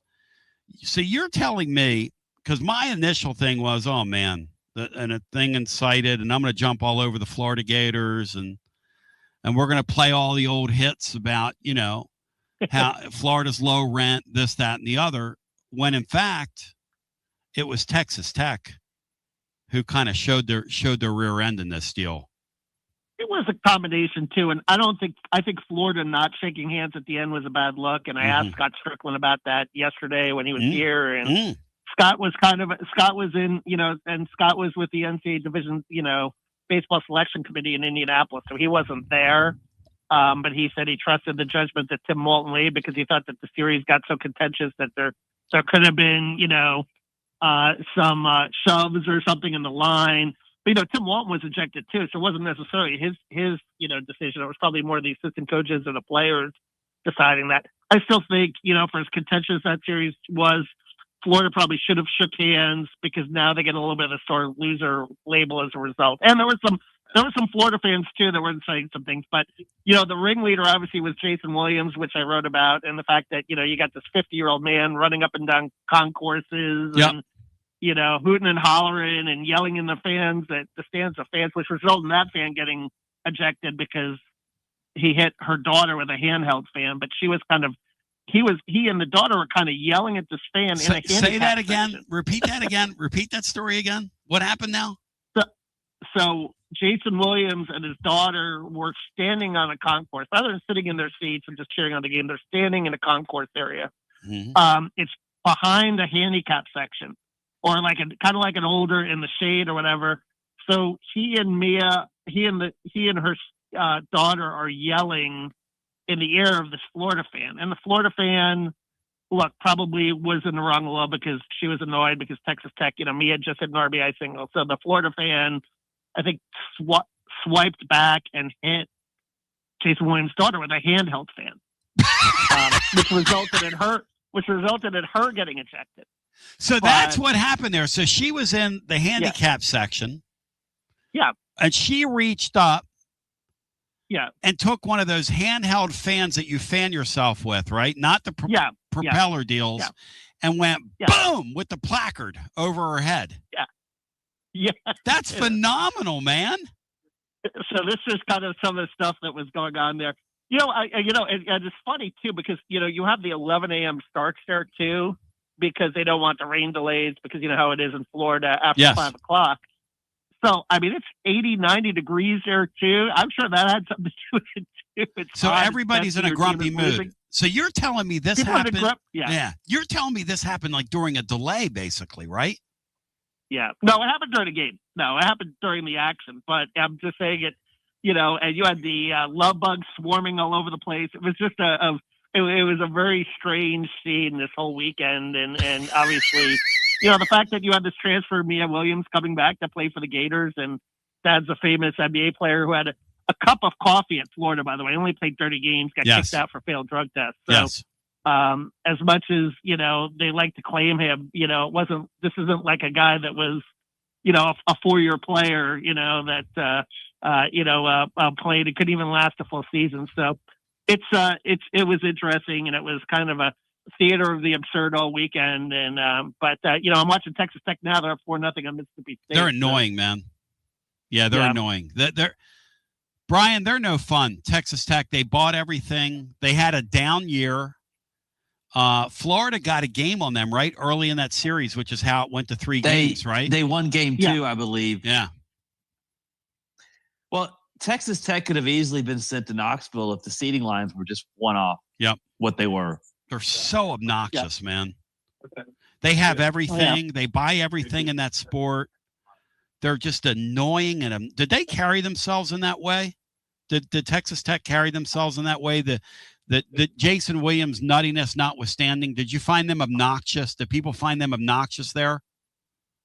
I mean, their fans were, they were into it. They were certainly, very, very boisterous, even though small number. But, the Florida fans, they were giving it back and forth, too. So I think it was just a combination of things, Tony, just a very tense scene there all the way around that led to both fan bases, probably didn't show their best during those 3 games.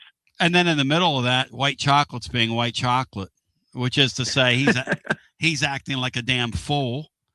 And tell me about him real quick. Hang on one sec, Brian. Tell me about him real quick. Was he really like running up and down the aisle from like his perch and down low where he was literally like mocking? And how do you mock the gator chomp? Like you wrote that in your wrote that in your piece. What does that entail? Well, he went down to the field level near the concourse and did the gator chomp towards the Florida dugout as they were losing by about 8 to 10 runs. So I think that qualifies as a mock, right? You know what I mean? You're kind of rubbing it in because they're getting blown out. And that's kind of how it went. I mean, it was just, like I said, one of those things where, I think he kind of, we all know, Tony, there are lines in sporting events, especially if you're a celebrity like that and the cameras and the cell phones are going to be on you. That's what you wrote. in my book. Yeah, you wrote that. You wrote, look, this is a 50-year-old guy who's been in the public space for 25 years. He's got to know people have phones because it was all over social media, right? Exactly. You would think, but I guess he knew he just wants the attention. Yeah. He was, and he was upset about Mia being hit 5 times, and he thought that it was intentional by Tim Walton because she transferred. He was trying to stir up that storyline, which I told you before. I thought that she was leading into the plate. So. And softball crowds are more, I guess, contentious than baseball. They're not as late. They're really passionate, much more passionate. It lends itself to stuff like this. It's very Baseball's true. more laid back. For the most part. He's right. Softball parents, and I think baseball parents are nuts, by the way, okay? Yeah. But y'all that are in this high-level softball, y'all need to get your heads checked. No offense to you. I'm not judging anybody. But some of the behavior, I saw a guy from Arizona State Saturday night.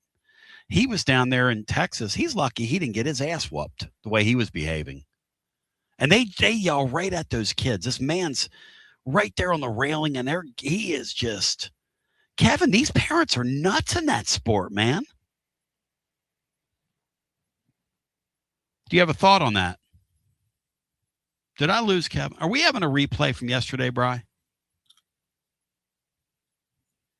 Did we lose him in the middle of this segment? Did he blow away George Harrison?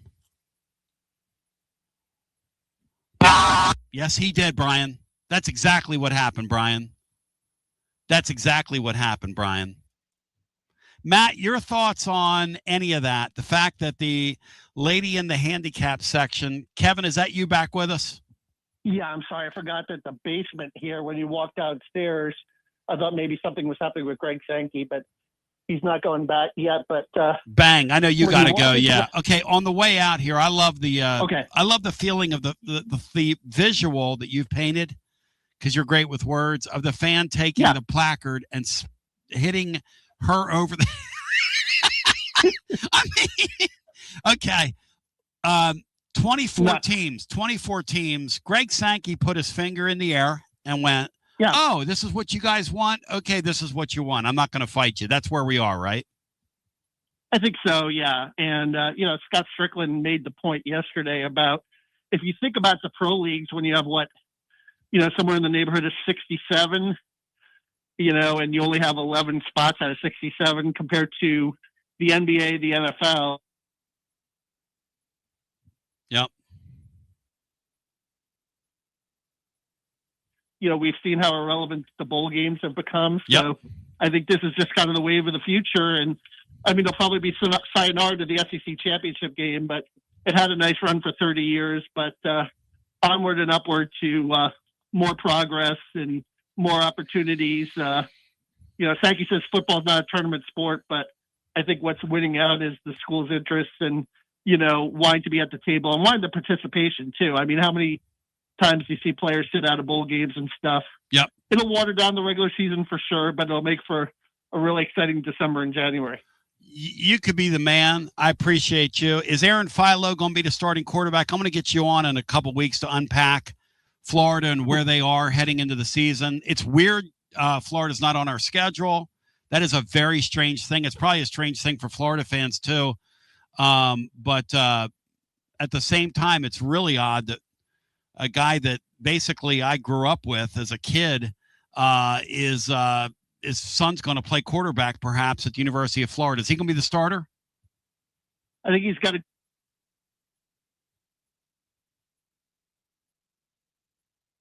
a great chance.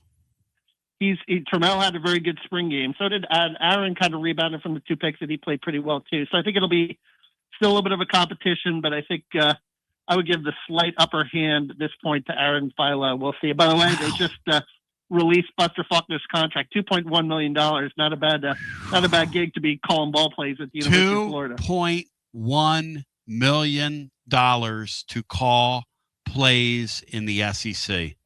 And these guys want to know why these fans come after them the way they do. Jeez, Louis. Hey, I'll tell you what. You could call me anything you want to call me if you pay me that for a year, Kevin. How about you? Yeah, no question. But, John Summerall's a breath of fresh air because so far when we've dealt with him, he's basically said, hey, look, if football stinks, I can take it. You know what I mean? You can call me out, whatever. I'm the one that's in charge here. He's definitely not as thin-skinned as his predecessor. Let's put it that way.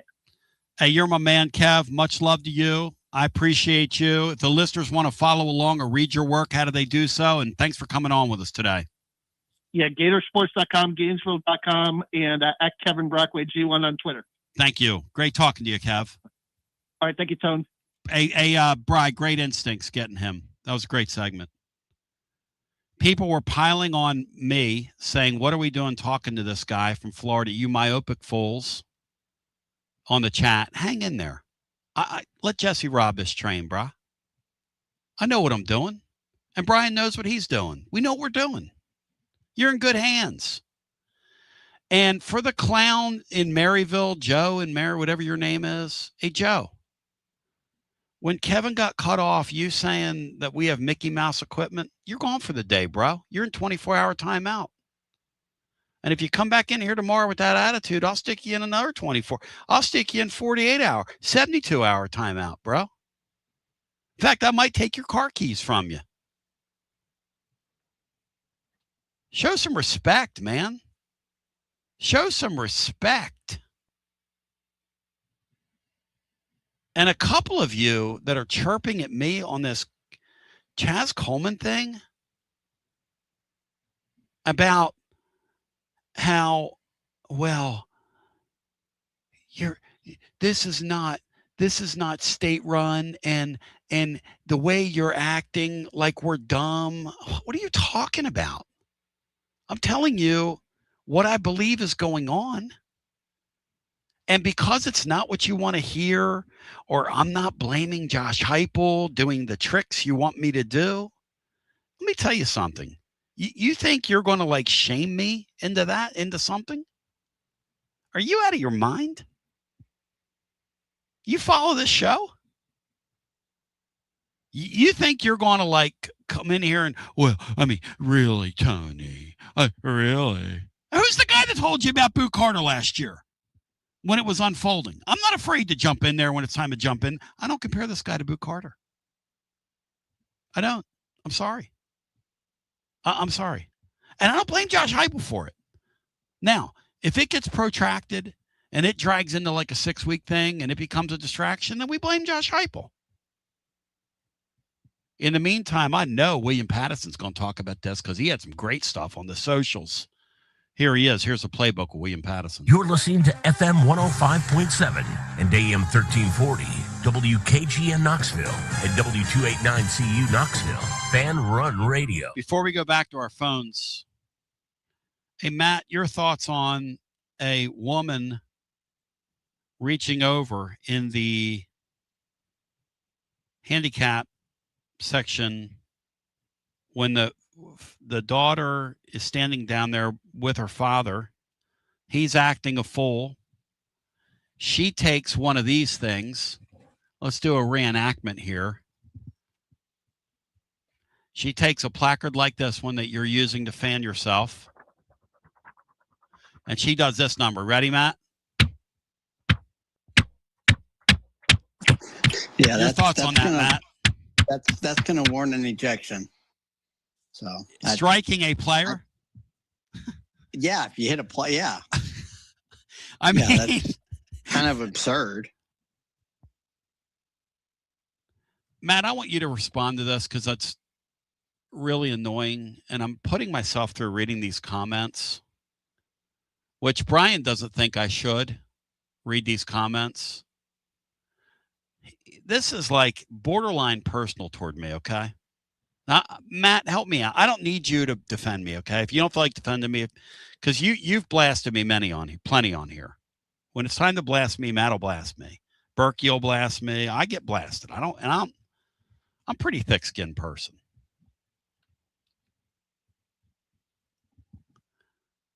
This Hill fella, who, and look, I referred to him as a simpleton earlier, okay? So I cut first.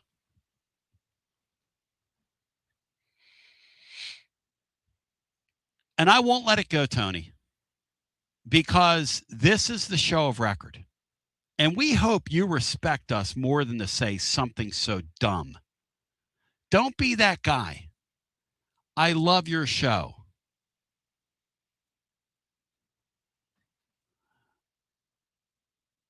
Who do you know he didn't go after him? You don't know that. He goes on to say, it was in front of them all. Nico's dad, Boo's mom, and Chaz, quote unquote, mental issues. Come on, man. It was in front of them.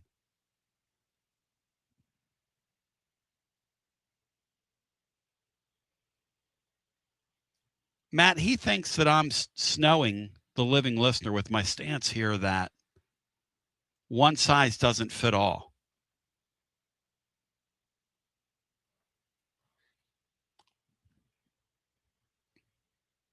Yeah, I mean, all these situations with players are different. Some are out for just more money, which I think it was the Boo case and obviously the Nico case. This one, it seems like there might be some more serious underlying issues that, whether Tennessee had any indication of those or not, I would like to think that Jim Knowles and some of the other Penn State people that are here would have at least kind of known what they were getting into with that, unless it's something that's just kind of propped up, since he got here, which seems kind of odd, but. Yeah, Jim Knowles is the guy. If people want to blame somebody, you can blame him. He's making big money. He brought the guy here. And I'll tell you something. If I was Josh Heupel, I would go to Jim Knowles and go, what are we doing? I think that's a fair thing to say out loud.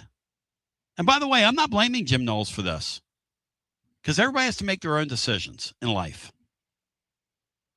And if this kid wants to forfeit a ton of money coming his way and not show back up, then, hey, more power to him. It's a weird deal. And I mean only, at the University of Tennessee. And this Hill guy continues. Hey, Tony, who hired Knowles? Come on, guys. It all points back to hype. Hey, listen, JB, I hope, why don't you tweet at Josh Heupel to make it a nice day this afternoon? Maybe cool the temperatures down about 15 degrees. So when I get some part-time later today to clear my head of your clutter, I can do that in nice weather. I mean, what are we doing as fans? I know Heupel makes way too much money. I realize it. And I realize Buster Faulkner makes north of $2 million as a coordinator at Florida, and the whole thing's totally out of control. And I realize it's very frustrating. And I realize that at the University of Tennessee, we're usually the butt of the joke because stuff like this blows up in our face. I realize that. But that's not Josh Heupel's fault, because this dates back. When I say that, I'm not indicting Josh Heupel. Now, do I think he's the best program guy in the world? No. Do I think he's the best leader in the world? No. Do I think he's the best head coach in the world? No. This situation here is not his fault. Did he handle the Nico thing properly? I don't think so. Did he handle the Boo Carter thing properly? I don't think so. But as Matt said, look, if I thought this guy was holding Tennessee up for more money, I would tell you that. And if I thought this guy was playing games with the Vols, I would tell you that. Now, I don't think this guy's serious about playing football. How do you know that, Tony? You don't know him. I looked at him. I saw that video. I feel like I could win a pose down with him right now.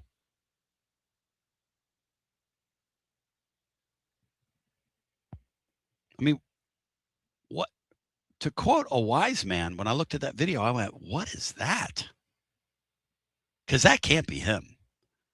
Matt's bit about J.J. Peterson's one of my favorite things ever, because when he came to campus and people looked at him. It's kind of like that DeJuan Blair guy. These look, a ton of these guys come and go down through the years, but the ones that stick out, and they stick out for a reason. This guy sticks out. I went.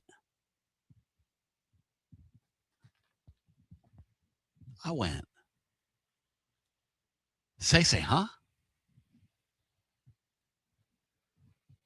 I mean,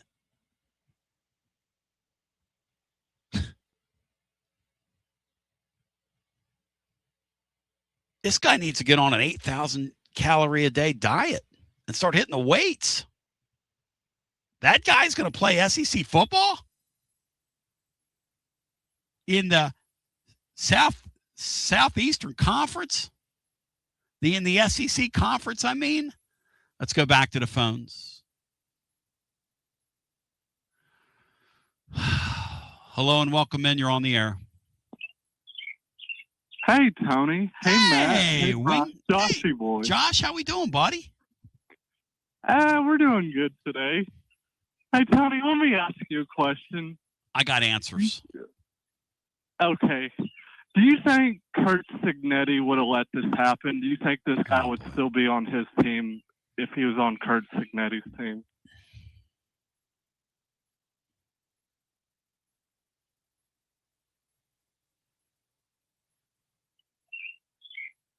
Hello? Matt O'Brien. I mean, I don't know how Signetti deals with any off the field situations, so he wouldn't let it be a distraction to his team for very long. No, I bet he's had guys disappear though and go AWOL on him because they all do. It's just a part of doing business in this day and age. Tony, Signetti doesn't put up with no foolishness. He would be off the team in a heartbeat. How do you know that? I don't know that. How do I know that didn't happen last offseason? They had somebody go AWOL. Because the Signetti guy only cares about one thing, winner, and he knows discipline, unlike Jughead. Josh Heupel does not have any discipline on the team, or else this guy would have been gone already. I don't know if he doesn't have discipline on the team, but a decent point is a lot of head coaches, if you disappear in the spring, they kick you off. Here's a problem with the era we're living in. The problem with the era we're living in is you don't have a mechanism now to go get replacements because the portal window is closed. And Tennessee under Danny White's going to attempt to play by the rules, not like Lane Kiffin, who I'm still waiting to see because we're getting ready to get into June. It's going to become July. Is Lane Kiffin going to do that thing that the people that cover the sport were talking about, where we're going to see some player movement here? Because if we're going to see it, we should start seeing it soon. I'm starting to wonder if that's going to happen or not. But there's not a mechanism that exists right now, like the spring portal period. I wonder if they would have had a spring portal period like they've had in years past, if they would have told that kid, hey, you need to get on with your life's work and try and go out in the spring portal and talk a couple guys off teams. They're stuck right now. They let Jordan Ross go, who's projected to be some people have him as a first-round draft pick. I got to believe that. I got to see that to believe it. But that said, he's a pretty good player. And who's the other one they let go? The kid from Nashville, guys. Somebody help me out here. They let another one go. Anyway, I mean, they're Beasley. Yeah, Beasley. They're up the creek. The Vols are up the creek right now. Where's the Ross kid at now, Tony? I don't know. Yeah, but I will say this: the end from Tulane's come in. It's been very good. LSU. I think that's right. Oh, okay. It might have been Herring. Herring is the other one. Yeah, they're extremely high on. They're extremely high on the kid from Tulane who's come in and has worked very hard. They love him. They think he's going to be a home run. Do you think this kid would be posing issues if he was committed to Ohio State over us, Tony? If he was at Ohio State, if he would have pulled that at Ohio State, they would have thrown him off the team. Yeah. But see, they have a bunch of players. We don't have options. Right. It's a different deal. I mean, we're not a have right now when it comes to the amount of players on our roster. like we are in basketball. Our basketball team's a have. Our football team needs players, and you're not going to throw back a defensive end. You're just not. But there's a big reason why we're throwing more money at basketball than we are football, because the basketball team has proven they can win every year. Fair. Well, they've got their eggs in the basketball basket. There's no doubt about that. Yes.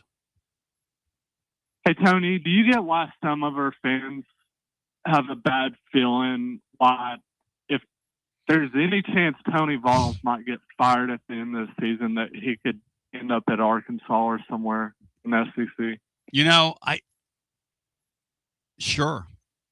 That would just further traumatize our traumatized fan base if that happened. Here's the thing, though. Who in the Southeastern Conference wants to bring a baseball coach in that will upstage your football program and be the rock star on campus? Because now you know that with Tony Vitello, what you're going to get. Because I'll tell you something about Tony. Hey, Matt, this is the truth, right? People talk about Tony and the way he's behaving as a manager in Major League Baseball. Tony does not care, Matt. He's doing the long interviews. He's giving his opinion after games. Tony's being Tony right now, Matt. He is. He doesn't care, Matt. And he would do the exact same thing if he came back to college ball. Yeah. He kind of is an open book, says what he's thinking at the time, gets him in trouble occasionally. Yep. But yeah, he's open and honest with the media. He's a one of one coach. One of one. And on campus, for that reason. On campus, he's going to need a lot of attention from his athletic director. He's going to need a lot of praise, which Danny White wouldn't do. So. Yeah. So out the door, I have a question. How can we try to get this sport back? Because I really feel like college football right now, with where we are in the world, that the product is pretty bad. It's ruined the sport with all this NIL and stuff like this. How can we get it back on a decent ground? Have a great day. Danny White says, and I agree with him, collective bargaining. Till you get both sides of the table and you iron out agreement, we can all understand what we're watching. It's just unprofessional sports. And this bipartisan legislation that was introduced yesterday, or promulgated yesterday to the Associated Press, I should say, I think that's not going to matter. That'll never see the light of day. Back to the phones we go. 865-200-5402. Julie Herman's roast beef. Enjoy your time off. Think about what you write before you write it. Going to go back to our phones at 865-200-5402. I just put Julie Herman's roast beef, Matt, in one of the oh gosh, one of my friends said this to me the other day. Said they ought to call it the TGMD Fest. I just put him in a TMG pit smoker there, Matt. Where do I have some roasted roast beef after a while? Where do I play poker, Tony? JB Hill wants. I don't play poker. So let's go back to our phones. But all I can picture, Brian, and I'm so glad you brought, is that woman reaching up and just looking at that girl and going,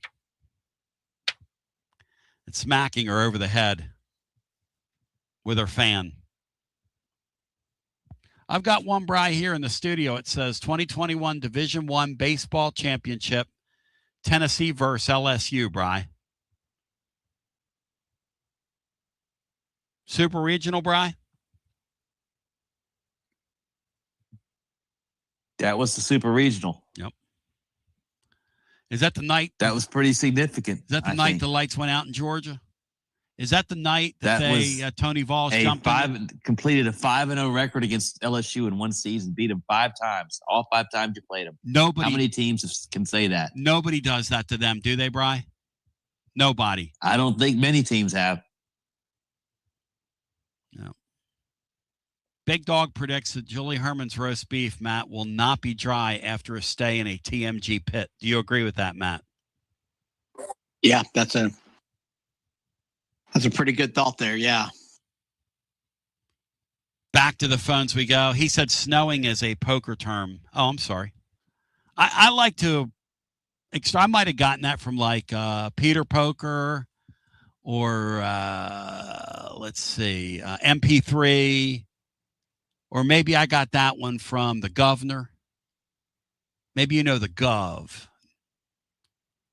Yep. Maybe it was hanging out with Doyle Brunson back in the day. Hey, Matt, is Chris Moneymaker still in these parts? I have no idea.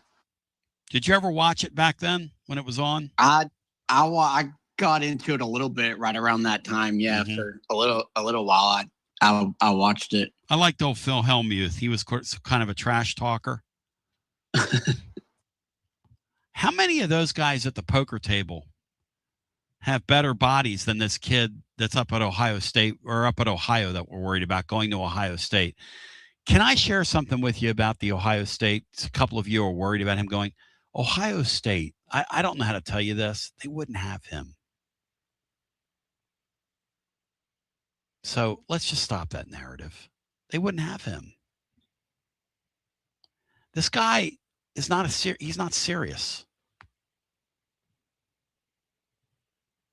Back to the phones.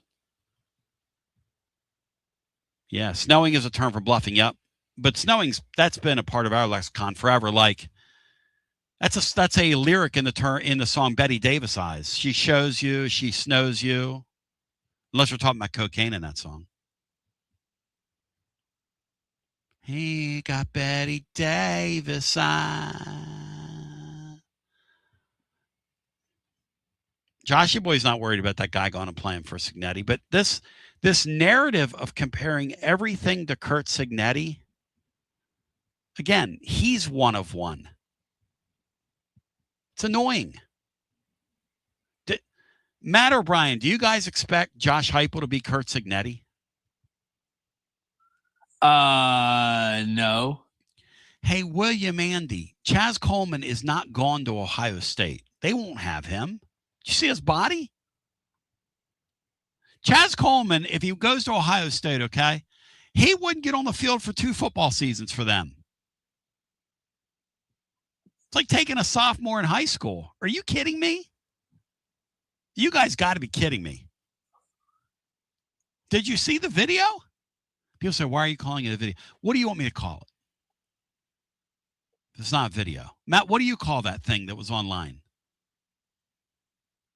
I think it was an Instagram video, right? Okay. I call it a video. Tony keeps saying video, LOL. What do you call it? Brian, what do you call it? The clip?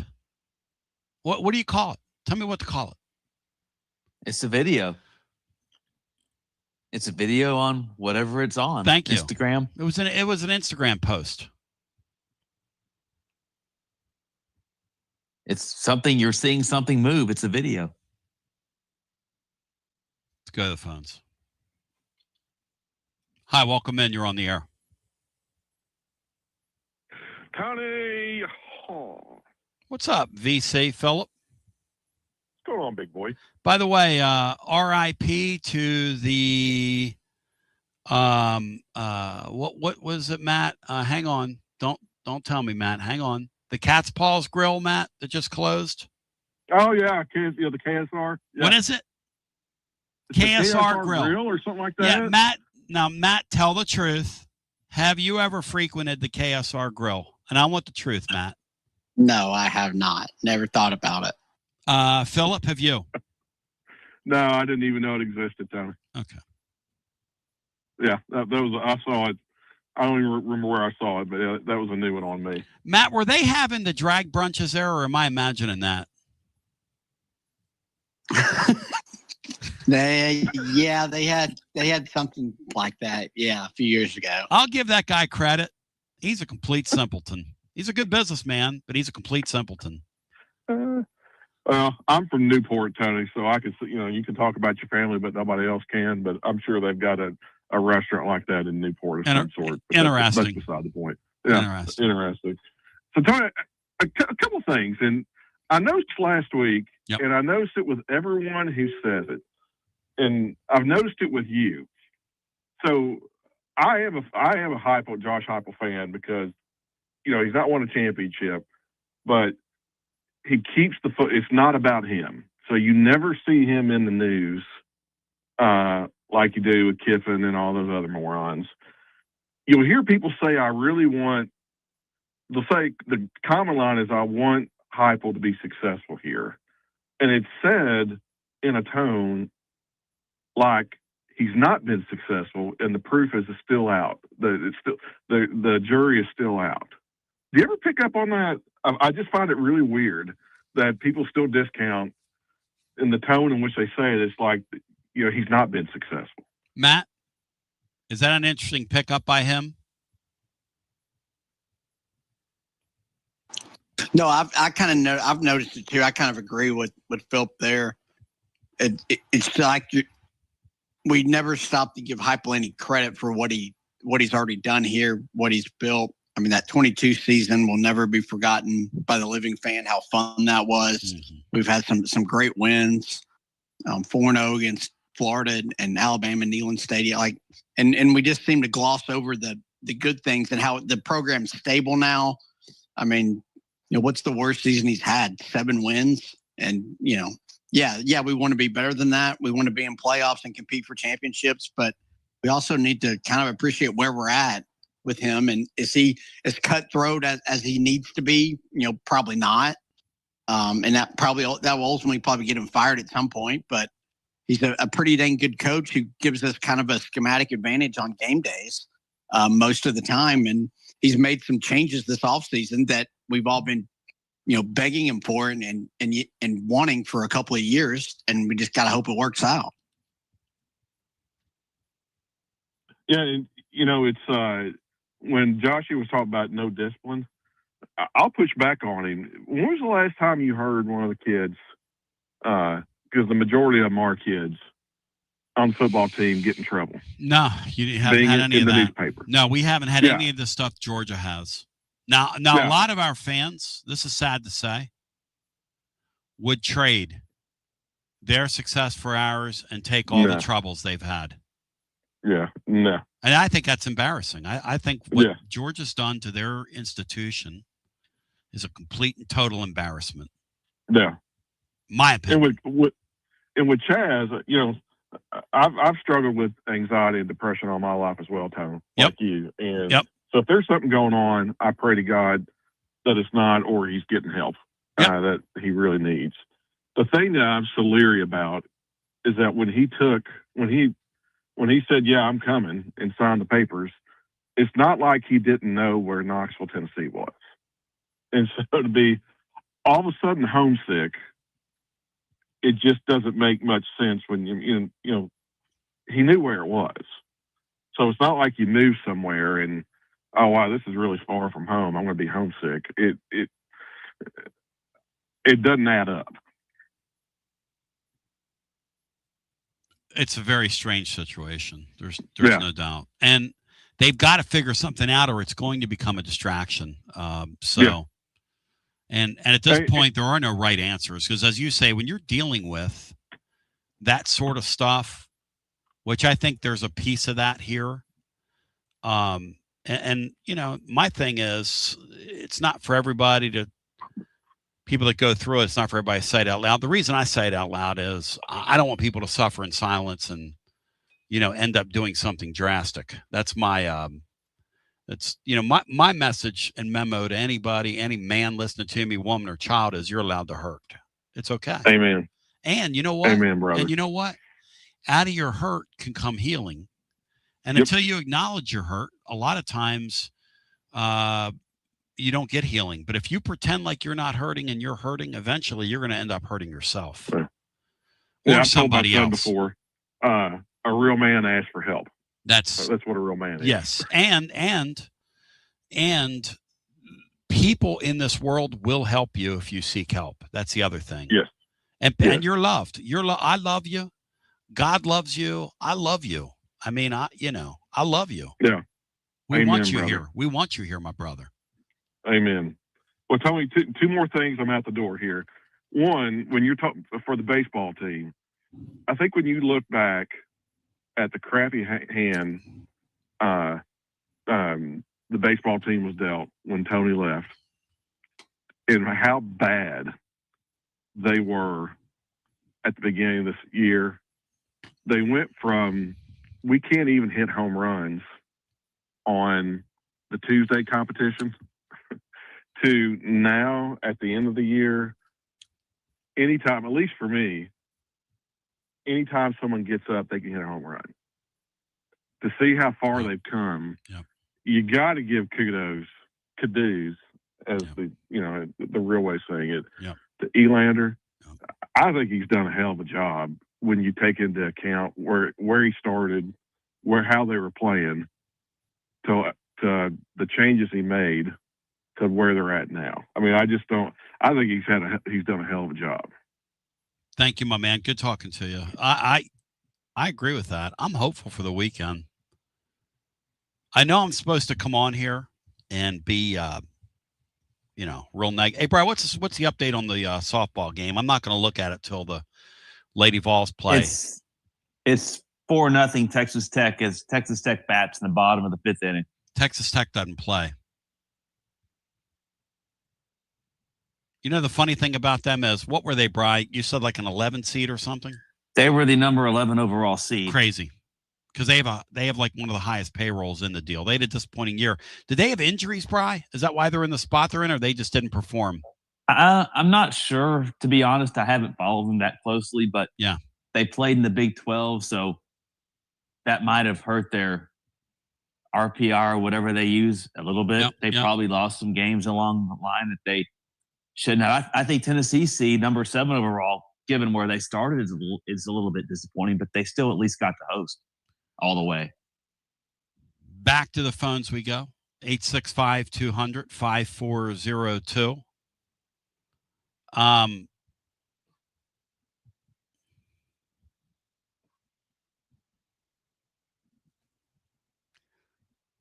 Matt, somebody just said UT, University of Tapeworm. That's a pretty good line.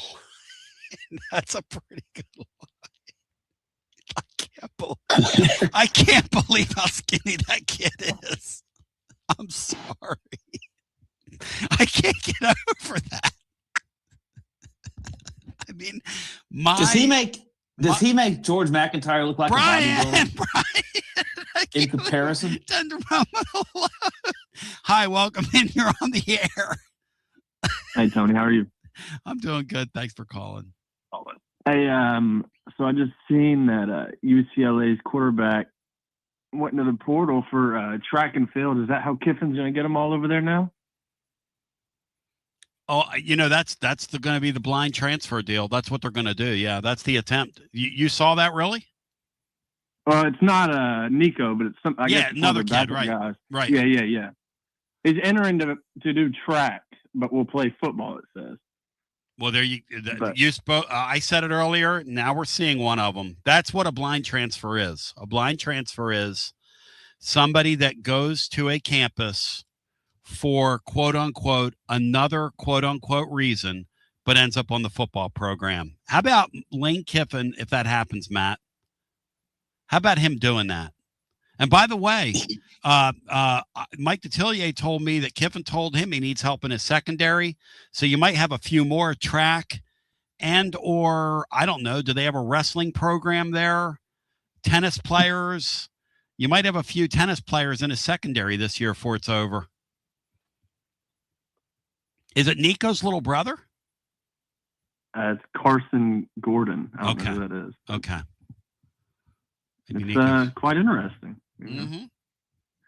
Be curious to see what happens. I got one more thing on the way out. Should we do that for a defensive end?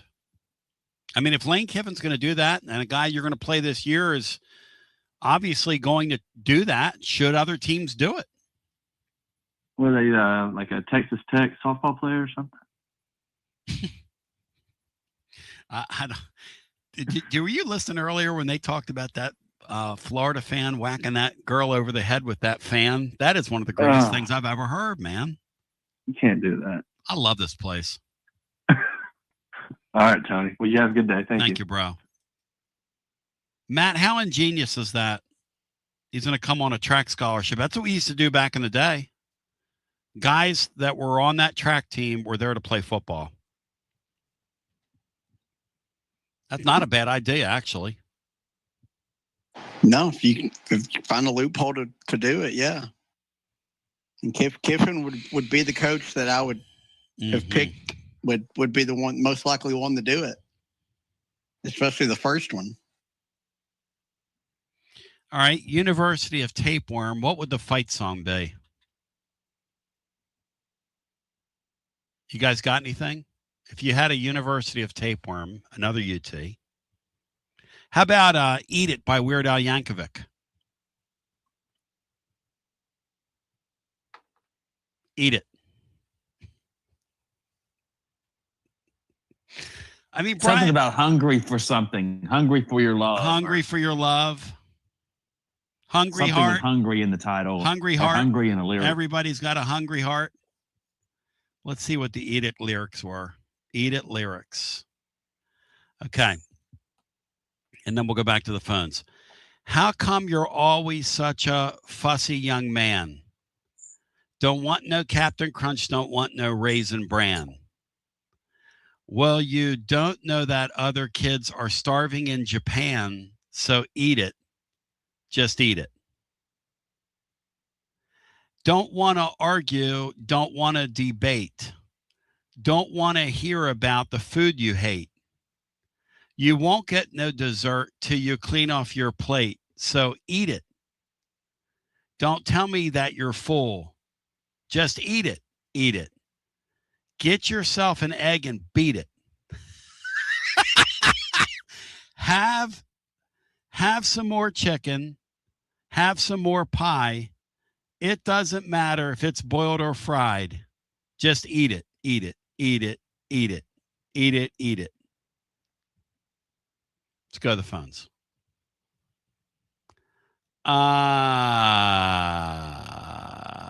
That's so great.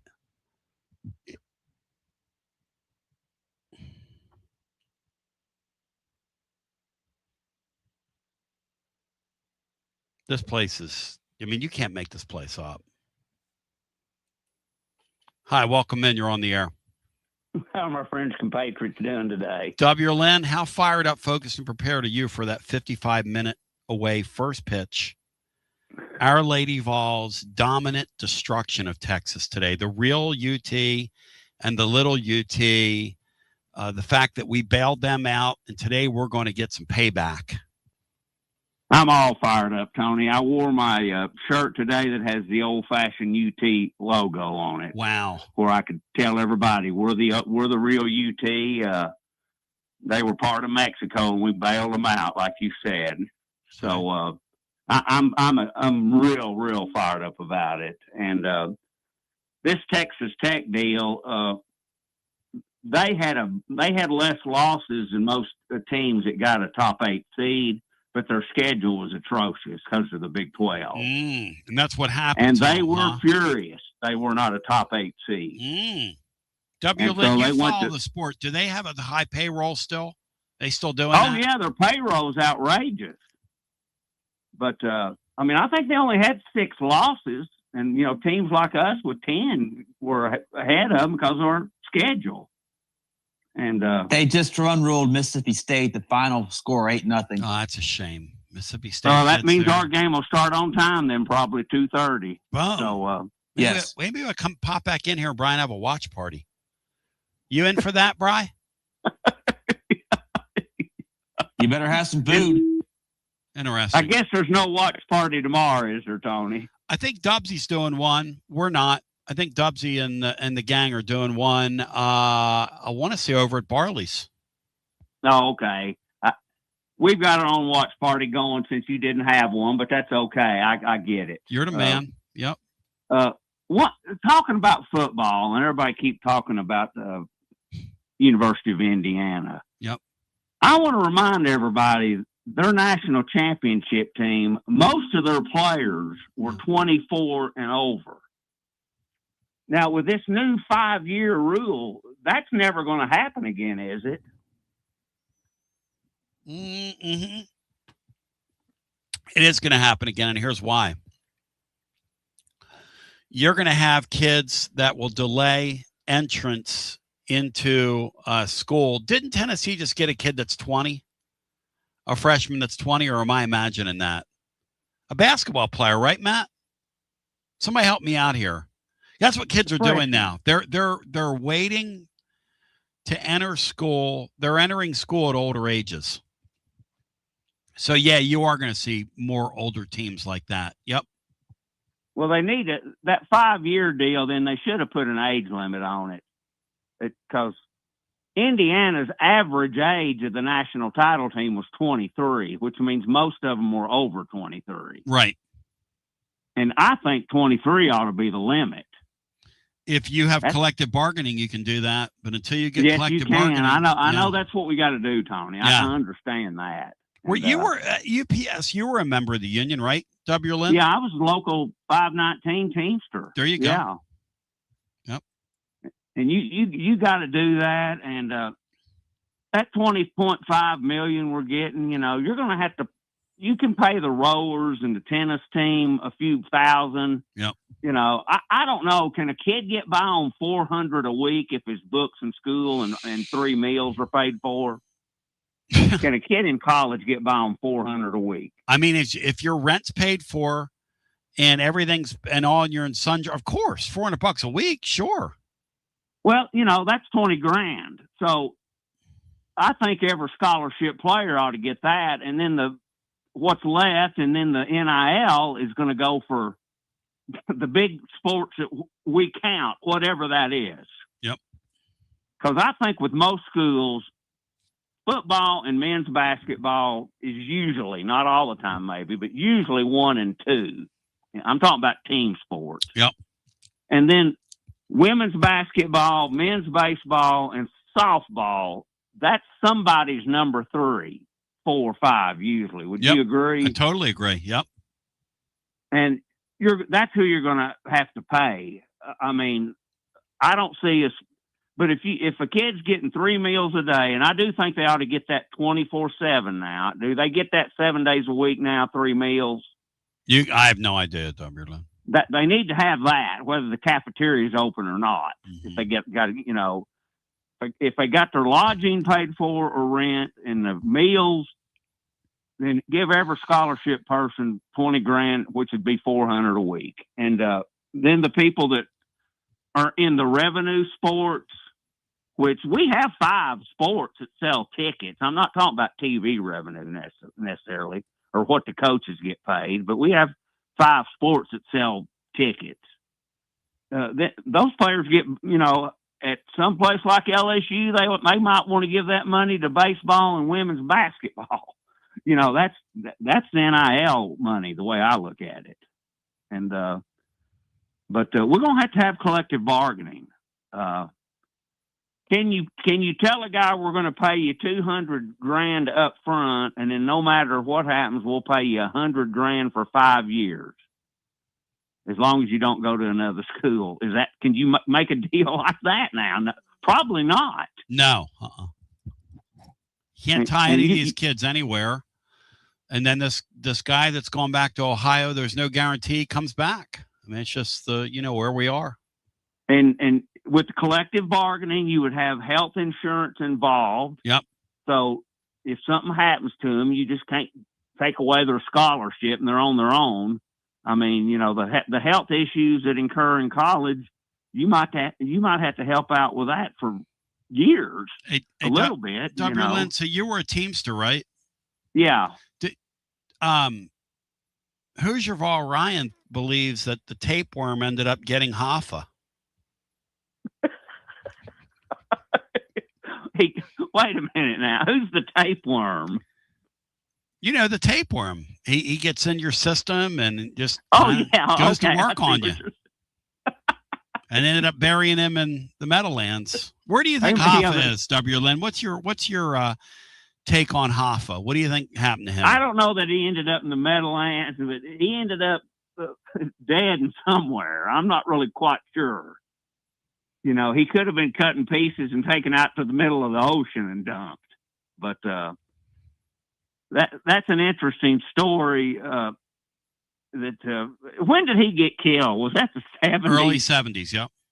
Yeah, because I can remember when we went to the Kickoff Classic in 1987 when we played Iowa. It was fresh. We were all talking about. Everybody was talking about his office somewhere under this field. Thank you, W. Lynn. Here's a good one, Matt. Hoffa lives in a halfway house under an assumed name with the real J.J. Peterson. Somebody suggest very possible. Somebody suggested "Hungry Like a Wolf."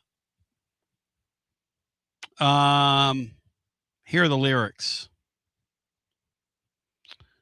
No, that's Rio. I just looked down at my phone.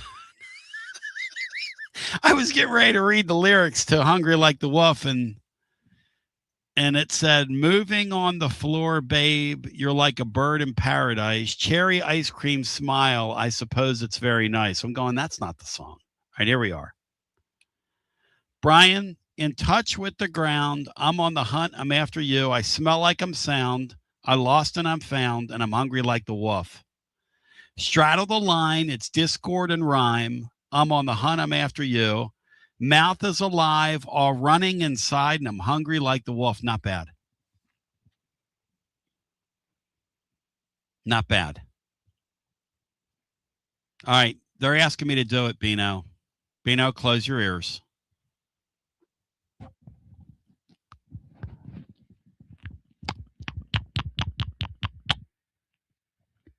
In touch with the ground. I'm on the hunt. After you. This means it's time to shut it down for the day. I smell like a sound.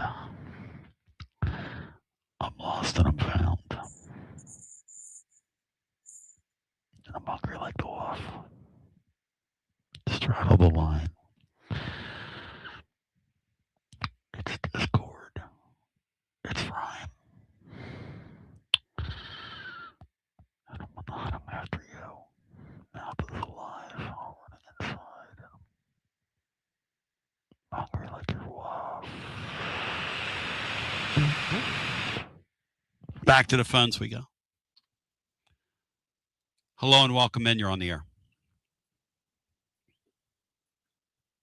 Tony, I don't know where to go right now. I mean, go where the spirit leads you, my brother. Go where the spirit leads you. I'm mesmerized after that. We do that to people. Oh, touch me. Ronnie stole my thunder because he brought George McIntyre in it. I was going to ask if he was doing Georgia a solid by trying to look as skinny as George. Rusty, when you saw that video, what did you do? You have hopes of that guy playing this year? I've been fooled before by seeing guys that made it work on the football field and they didn't look the part. I can't envision it though. Like, let me think. Khalid El-Amin being great at basketball was not on my Stingo card. Mm-hmm.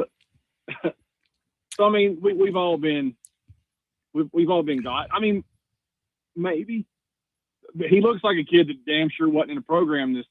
Oh no, he didn't touch a weight. Like Matt said, he didn't touch a weight for 6 months.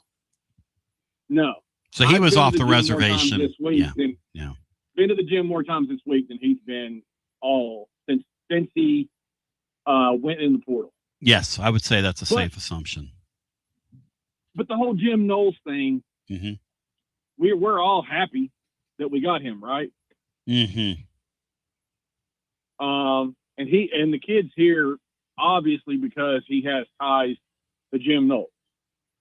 I mean, money but what put Tennessee in consideration in the money standings was Jim Knowles, right? Mm-hmm. No, that's exactly right. Yeah. So, I mean, why don't people want to blame him? They and- want to blame Heupel for everything, Rusty. I don't understand the Heupel blame. He gets blamed for everything. Well, I mean, yeah. I kind of have a answer for that. You asked the question earlier, but it's just, he would have been paid by like what 5 other what we would consider elite programs when he was in the portal. So again, you can't really blame Tennessee for having him on campus. And I don't know what the right way to handle it is because he's having issues. And hey, as somebody who sees a therapist on a reg, get mental health, folks. It's good for you because we all have our interior struggles that not everybody knows about. So if he's going through it, but you asked the question, so I'll answer. Why do these simpletons blame Josh Heupel for everything? That was your question to Brian and maybe to Dick. And the answer is in the question. It's 2 syllables of one of the words. Simple. We got some simple folk.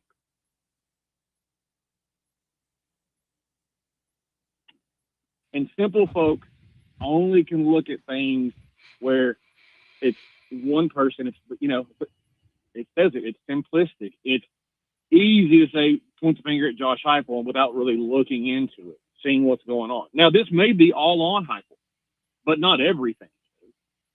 Not everything's on Elam. Everything wasn't great because of Tony. Everything's not great because of Barnes. Everything's not bad because of Barnes. But if you're simple, you only see it that way. Thank you, Rusty.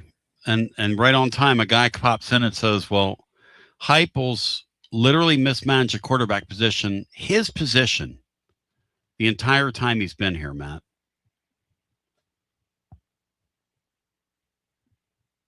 No credit for the Alabama blowing them out. No credit for any of it. It is so having odd. good quarterback play. Or having good quarterback play the whole time. So odd.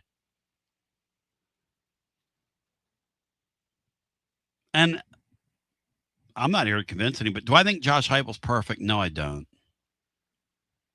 No. He's pretty good, though. Good enough to win.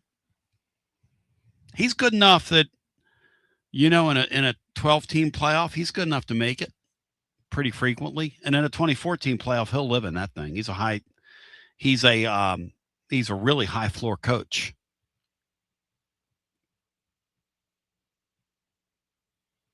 But, whatever. We'll go back to you can believe what you want to believe or not believe what you want to believe or do what you're going to do. I'm not here to convince anybody of anything. Brian, what time's the Lady Vol game start?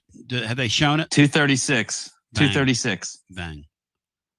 Matt, how much of that do you plan on looking at today? I'll have it on. Yeah, I'll watch some of it. Yeah, I'm gonna watch it. Hopefully they win. You got to win the first game. Yeah, in that deal, 90% of the champions have won the first game. Makes great sense, Brian. It makes great sense because you lose a first game in a sport that's like that's pitcher dominated. You're gone. Weird thing about softball, guys, it's always gotten me. By the way, Rostabout wants to know what's a woof. Yeah, my lovely bride gets on me for the way I say woof. Just me being I don't know. It's where I grew up. I don't say hurricane, though, or nor do I say coffee, which has been, but hungry like the woof. That's good. Isn't that funny, Rostabout? How we all have, Watson Brown has skew, and I have woof.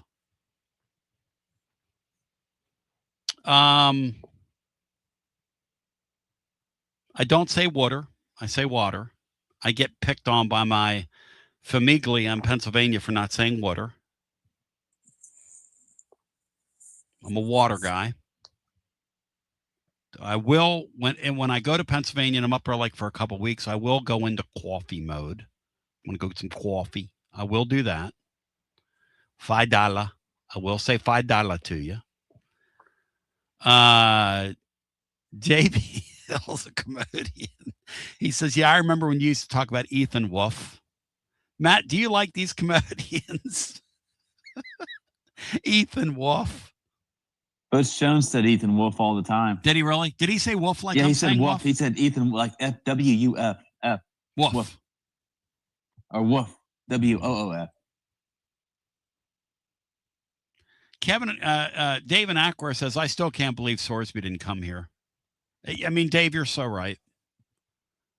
Matt, that is the most Tennessee thing of all time, that they basically begged the Vols, please take us. And we basically ignored them. And it turns out this guy is like a modern day Art Schleister. Yeah, was betting on Indiana football when he was there. And apparently everything else you can bet on.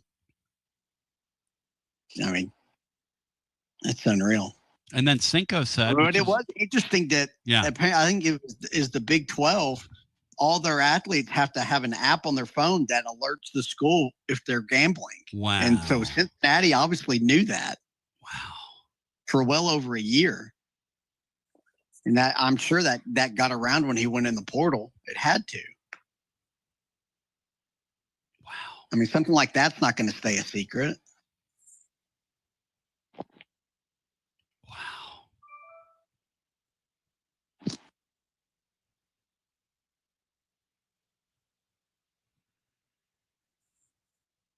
It would have been #SoTennessee if that would have gone down.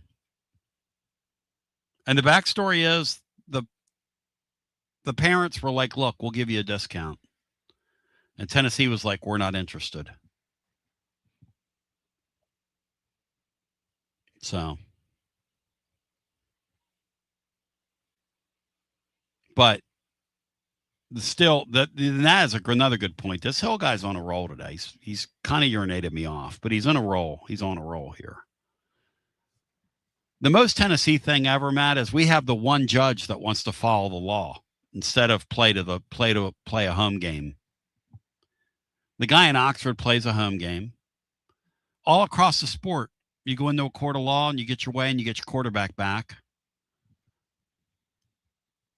I'm convinced that if Pavia would have gone into a court of law in Mississippi, that he would have been eligible. Maybe the judge is related to George McIntyre somehow. There's a connection. Well, maybe. But we're the one school where the judge has to follow the rules. Everybody and guess else, what? Yeah, Heupel gets the blame for that too. Oh, it's Heupel's fault. Yeah. It's his fault. This Bino guy's gonna be there tomorrow. Those of you who just found the show, he wants to blame Heupel for everything. Total. Wait till you hear this guy's act. Those of you who never heard him, he's a total cheap shot artist. He goes out of his way. All snide remarks. Blames Heupel for everything. He played softball with this guy named Negative. I think really influenced him. It's really annoying. Ask me. You boys have any final thoughts? I got to get out of here. I'm having a sugar drop. Too much coffee for me. Too much caffeine makes me nervous. Ever tried Sanka? Let's go conquer the whole state of Texas in softball. Because I don't give a damn over the about next the 3 days. Whole state of Texas. And then conquer the whole state of North Carolina. We don't give a damn about the whole state of Texas because we're from. And by the way, when do we go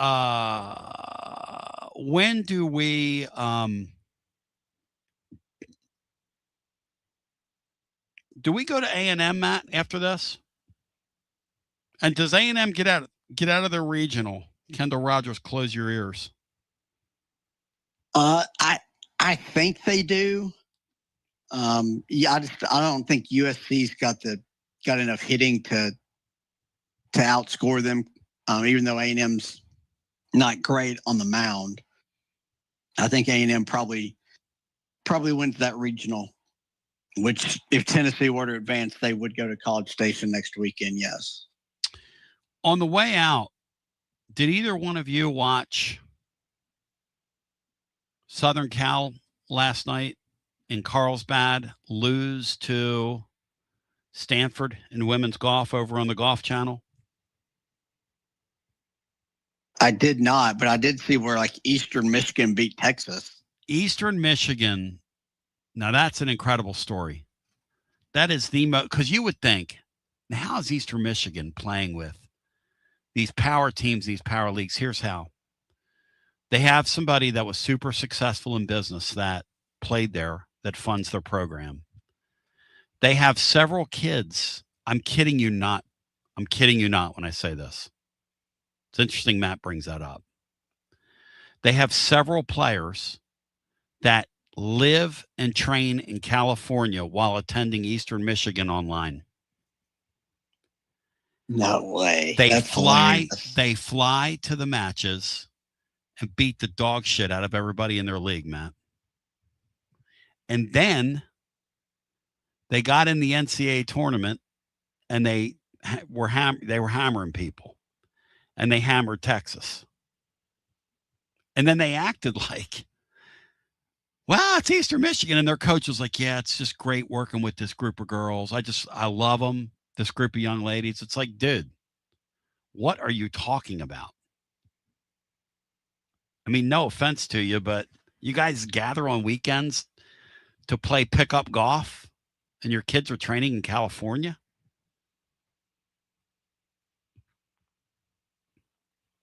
You like 2026 sports, Matt, what they've done to them? I mean, it's unfortunately stuff like that's within the rules now. Mm-hmm. But that is funny that Eastern Michigan's women's golf team is one of the ones exploiting all that. That's really funny. Love you, appreciate you. Love your show. Matt Diskin. Tomorrow, shining like the sun in the middle of the day. It's game day. You better get your game face on. Bobby Knight. Till we meet again, for all those behind the scenes, peace.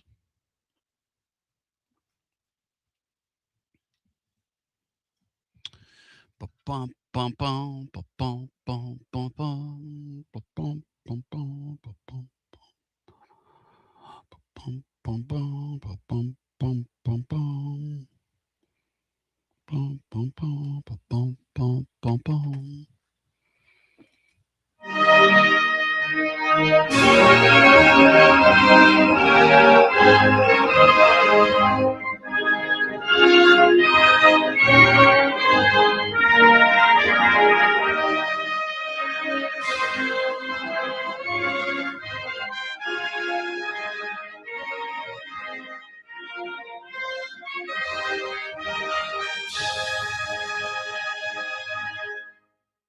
You found Radio Free Tennessee.